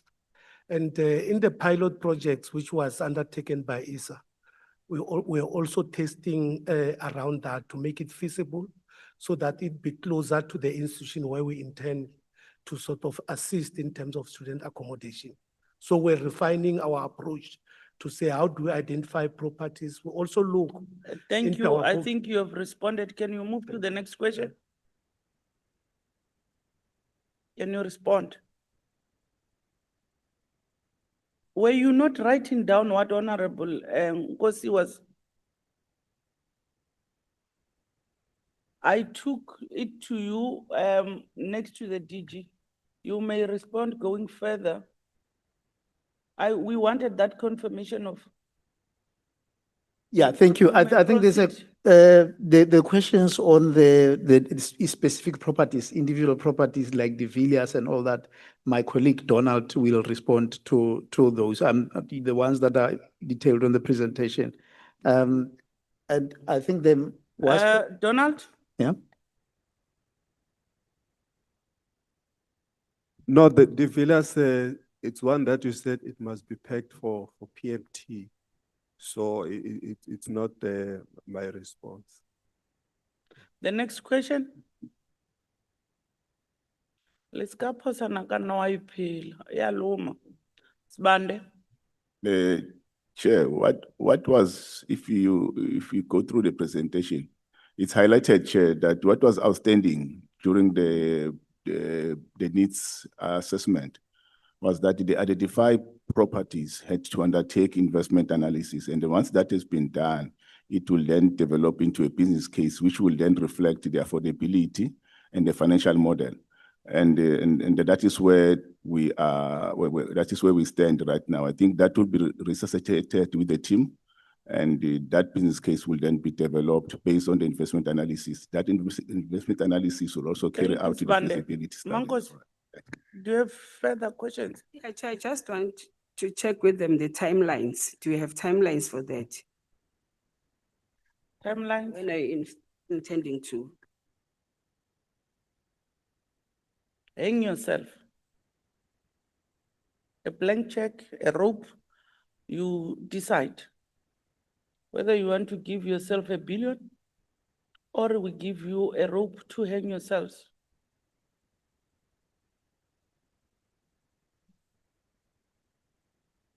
Again, you can't decide on your own. You came to us to take a decision for you. You don't want to hang yourself, it's fine. Mankos, they don't have an answer. As I learned, Honorable Nguban, upon my mercy, next time when you are in a meeting, manage the issue of going in and out. No, but in natural system, the nature. Sitting here, yeah. And I don't temper. I don't, because I must follow all of you. Oh yeah, the nature chair had to make me go to. I call by nature. Yeah. 3 minutes. Can you time that? Chairperson, First with time. Chairperson, before that, okay. There's one question that they didn't respond to. Abanazo, Mankos. The one. Abana. I've been listening to your questions. They don't have all of them. I'm looking at the bag, Sbande and Mtombeni. You know, they can't even ask themselves. They're even afraid to talk to each other. Worst part, the first line where there's a DG, higher education, it's a mess. I can see your actions. Allow me to pause them. Okay, no, it's fine. Yeah, 3 minutes, it start now. Yeah? 3 minutes, it's The 3 minutes is too small, but then if it finishes, I'll submit the rest, the question that I have as well in writing. The clear indication here, Chair, is that we have a challenge of taking responsibility in critical project where there's no taking of responsibility, there's no project manager that has timelines and deadlines of when a certain project needs to be executed and when are these tasks must be finished. In terms of what we are all asking about the JTT non-meeting, as well as the documents that doesn't exist. And who must, for example, in the DHET on Deepkloof and Uppington projects, to say who must start making those BSc and BEC committee seats to adjudicate those projects. So things seems to go for about over a year and no one is taking responsibility for that. If you want the direct answer, allow them to answer that first one. If they take, I've noticed, if they take, you raise 3, they will respond to 1. Take them one by one. Okay, if they can ask on that. That question is very much important. Allow them to interact with that. And can you see to their actions facially? They don't listen to your questions. They've started to whisper amongst themselves. They did not get your question. Mina, I do whisper with the co-chair, but I'll be listening to you. Can you respond to that question? I want to prove something to you. They don't listen. They don't even take it down. They think we are just here. It's a record. It's an auto record. We are playing ourselves. Can you respond to that, DG and the team? The last, Messi, can you repeat what you have said? One Chair, it was about the Deepkloof and the Uppington projects that has stalled because the DHET has not approved BSc and BEC. It's to say, how long has this approval been pending and what is the escalation path on it? Because as I said at the above, it's clear. We just do things for the sake of doing them, and whether they move, whoever is supposed to sign and not sign, no one is chasing, and no one is taking responsibility that this project must move. It's me who must chase people. Who is the project manager of this project? Who puts timelines on task and all those stuff? So that's the question I'm asking, especially on the last one on the Deepkloof and Uppington project. Higher education.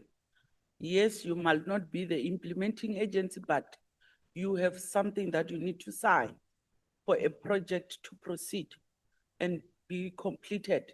Can you respond to that? Who is who? What is the stumbling block? Thank you very much, Honorable Chair and Honorable Member, Honorable Mr. Ngubane. How we are structured is that definitely we seek to strengthen our capacity because what we have seen is that we need to beef up not only the project manager. The project manager, depending on which projects.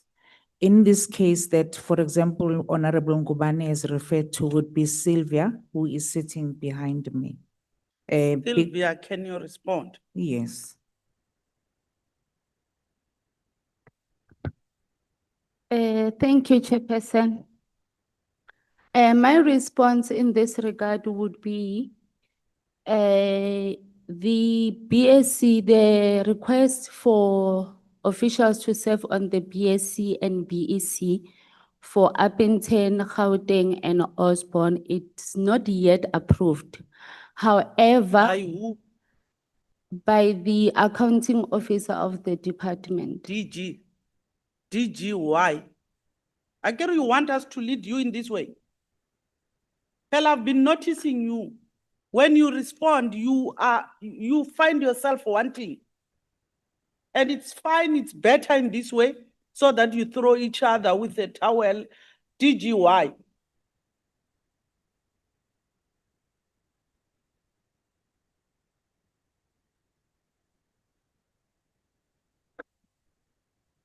I do not have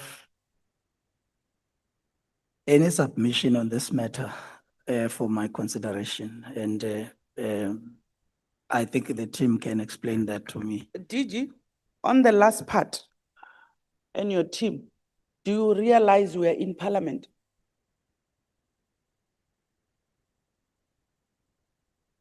Maybe refresh your mind. Sylvia, do you realize you are in Parliament? DDG, refresh your mind, all of you. Are you aware that we are in Parliament? And is it how you are going to respond to us? When you took responsibility and said, we are well qualified, we can do the work. Is it how you must respond to us? Are you showing us a middle finger? Are you playing javelin with us? We are pressed with time, honorable members. The sitting started 2. It's Wednesday. It's a special sitting. Normally it started 3. But we had to. We did that deliberately towards your lunchtime, but we can't go to lunch because we need to understand and serve this country. Babunguban, let's agree they don't ever respond. But what I think their conscience must talk to them. Do they realize we are in Parliament? Is it how we must be responded? Or they're trying to test us? Maybe they try to want to understand that, do we know what powers do we hold? You may proceed, Babunguban. I think, Chair, I had many other questions. There is even a shortfall on across 9 CET colleges where projects are being started, mentions of budget constraint, and project in the Western Cape and Eastern Cape. They just stop at the design stage. And the other one is where the project, the one that Chese or CLC project, it reached 80% completion and boom, it's stalled. The contractor withdraws, citing cost escalation. I can go on a lot of projects that just go and stall. And you ask yourself, who just woke up and started this project and spend money and all of a sudden and decided that now I'm going to stop without completion of this project? And then let me just, the others I will send in writing. My other major concerns was the Eastern Cape question. There was an Eastern Cape question. Why does Eastern Cape account for 75% of the list? Is this a reflection of the historical over-provisioning, post-apartheid nationalization, population migration, or system underfunding that led to these closures? If we may know, what happened? Why Eastern Cape alone accounts for 75% list on concentration of this project?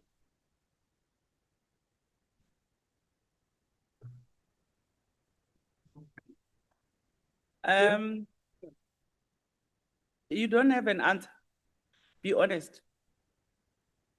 You'll provide an answer in writing.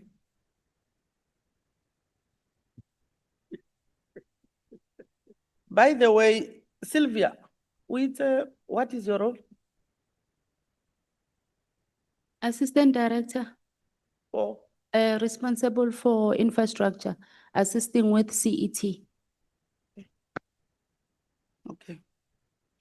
The gentleman next to the DG, what is your role?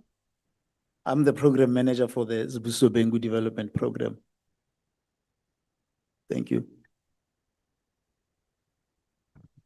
They can't respond to you. I think I'll submit other questions on writing because I think the time and thank you very much, Chair. But it's clear we have a problem. There is a problem in the departments where it's sort of wasteful expenditure or things are started for some reason that are not known to some other people, but money is spent and project just being started, stop. No one takes responsibilities and no one who wants to see things get done. Thanks, Chair. Thank you, honorable members. We have came to the end of our Q&A. What is clear is that, or it's an advice that I must give all of you. When a joint is called, the technical team meet, discuss, talk amongst yourself. What the DG has presented, trying to be nice, covering up, then it tells us now it has reflected there is no communication. DG played that part, but automatically it shows us public works and higher education, you no longer communicate amongst yourselves. And this is the reason why you called us. It tells us direct. It tells us if you were communicating amongst yourself, the minute you get an invite or you receive a program, now from Public Works, they've received this program, immediately we agreed and approved it. We don't give them within a short space of time. You were supposed to communicate amongst yourself. It tells us this technical team, the joint technical team, does not sit because even yourself on a daily basis, you are unable to communicate. Sylvia Lisbande, when last did you communicate amongst yourself? I've asked you your role to repeat it because I could link it with Sibande.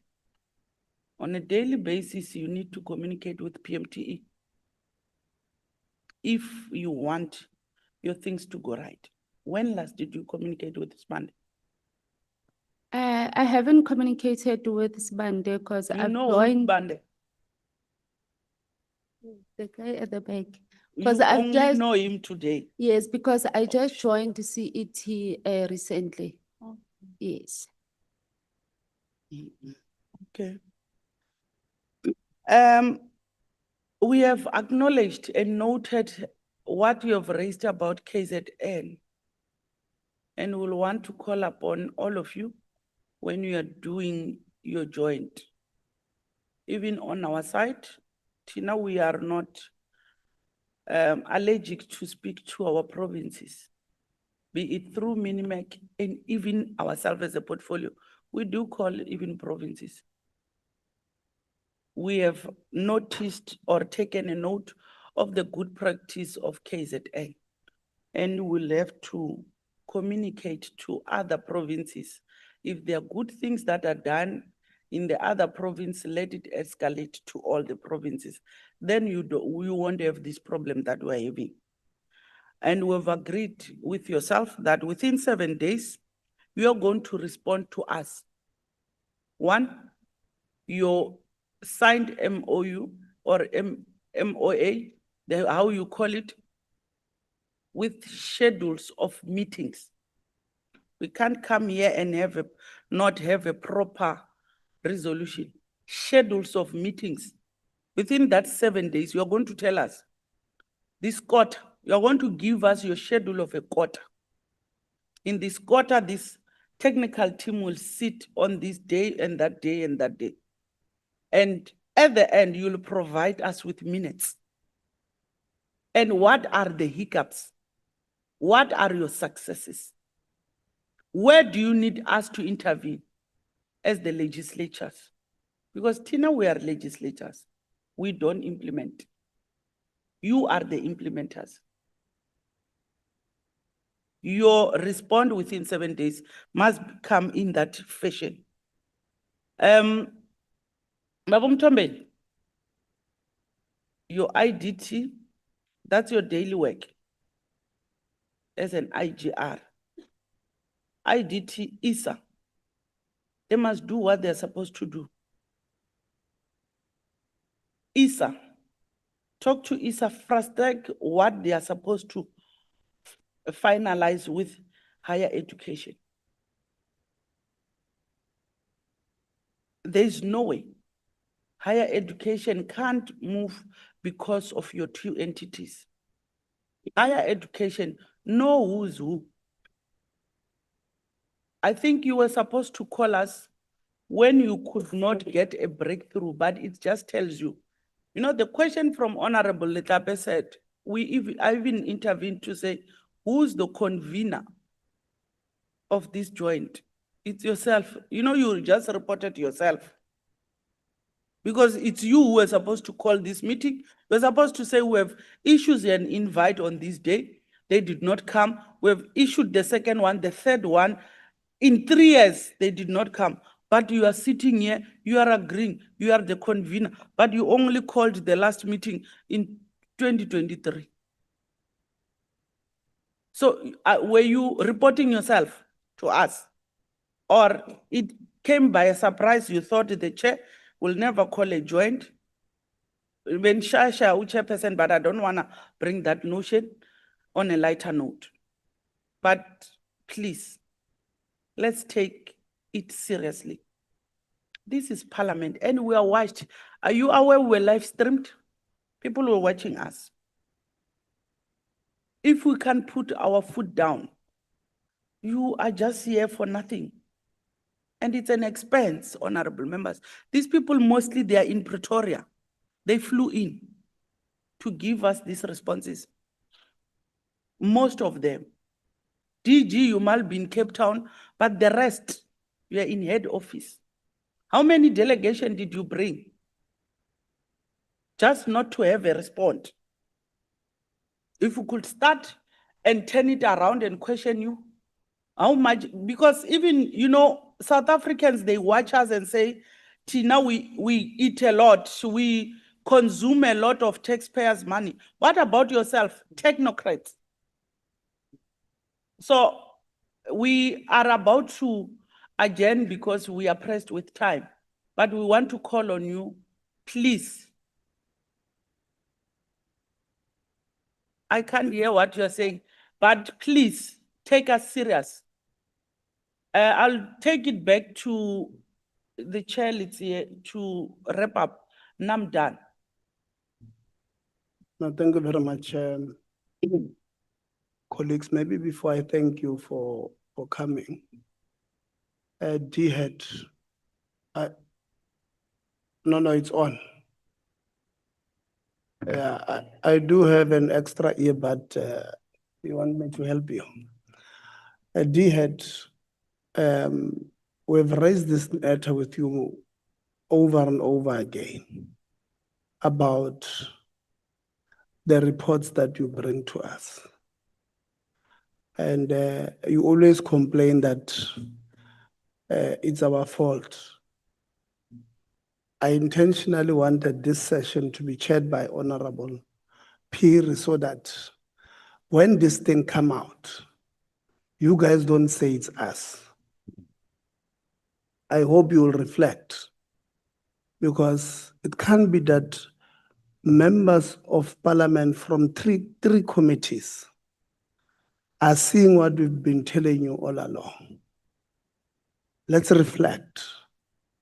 Reality is that we told you in January that we will have this meeting. You could have reflected at that time and made sure that you are prepared, but you are not. Actually, earlier on, I can't remember who had asked the question. And Honorable Phiri wanted DWP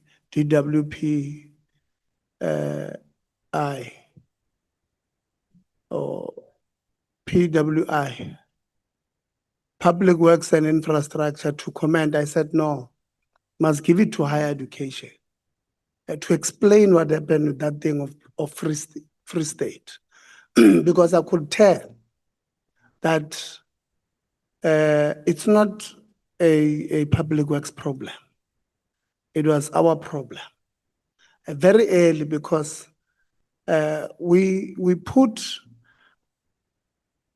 presentations together. We always criticize you.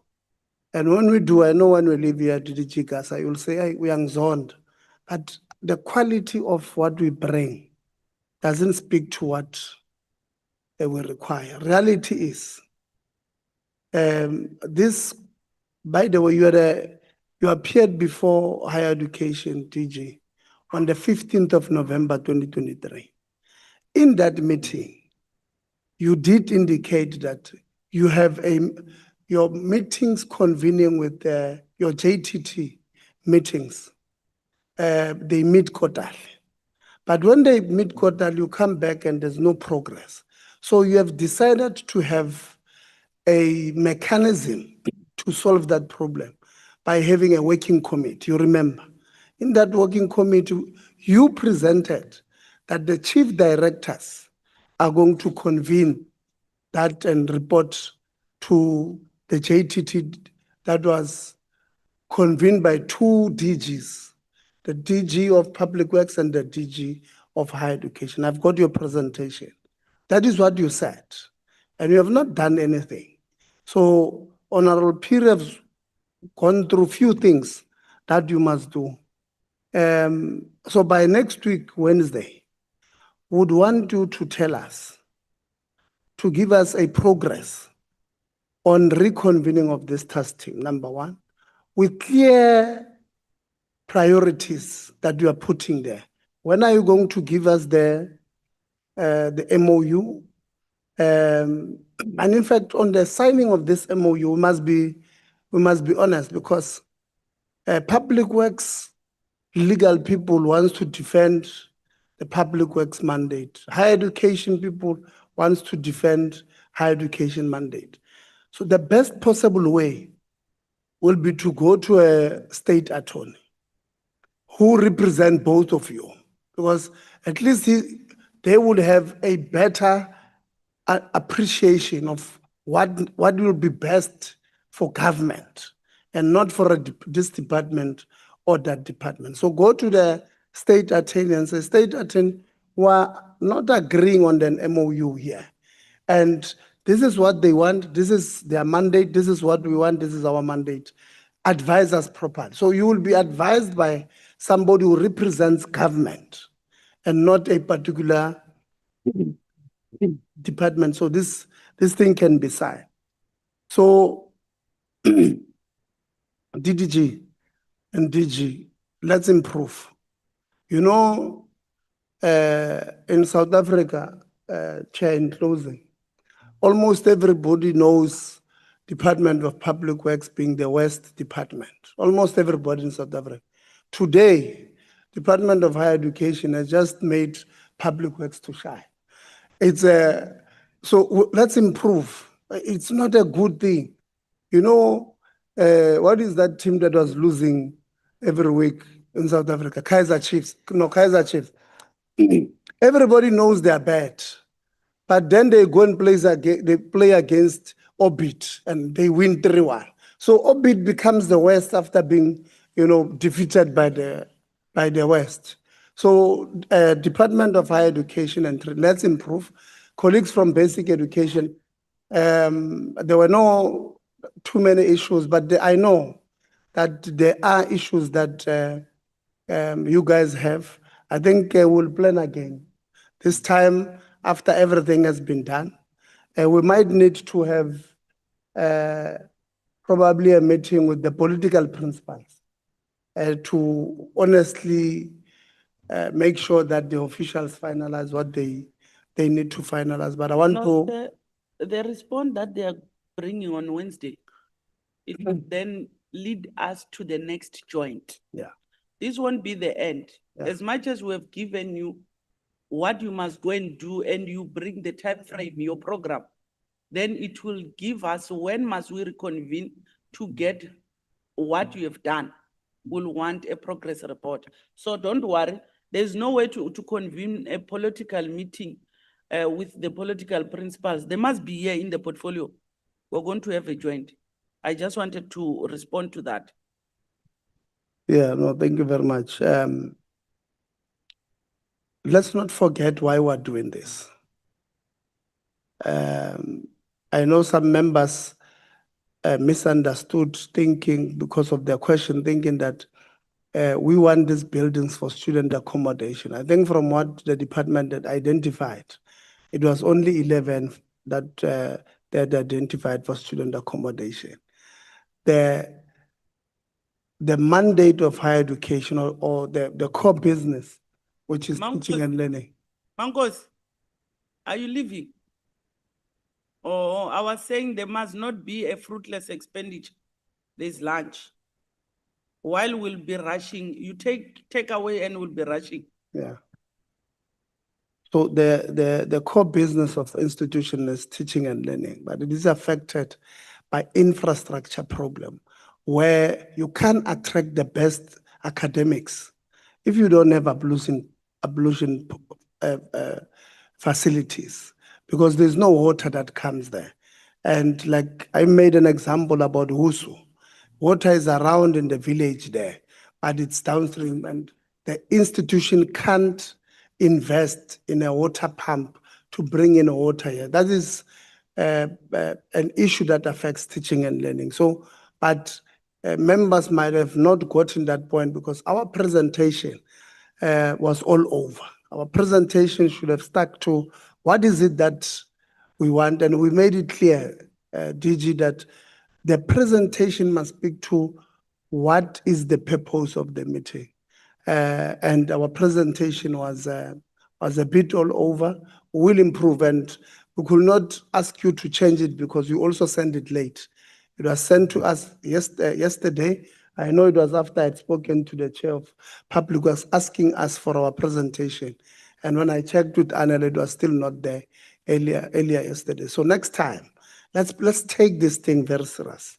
This thing affects people, it's not just numbers. It affects people. So let's improve. But members, I want to thank you, Honorable Piri, with your members from Public Works and Infrastructure, members from Basic Education, and members from Higher Education, all support staff from all portfolio committees. The Deputy Minister of Higher Education was here earlier on. I also want to thank all officials supporting everybody, all political ministers of all three, deputy ministers of all three ministries, the departments themselves. I want to thank you, officials supporting the director generals. I want to thank you. Your participation in this meeting was really amazing. I want to thank our observers today who came to check how we are executing our mandate. Secretaries to committees, thank you very much. Content advisors, researchers, we will not be who we are without your serious contribution, and want to take this opportunity and thank you. Members, let's go listen to the president who will comprehensively respond to everything today. Members, don't forget on Monday we're visiting, Friday we're visiting 2 NSF funded programs here in Cape Town. We want to see, because we're always told that there are programs, but we have not seen people. So I want to go and see indeed there are beneficiaries there. So our meeting will communicate with yourself. You can join Honorable Kobe. Thanks. The meeting stand adjourned.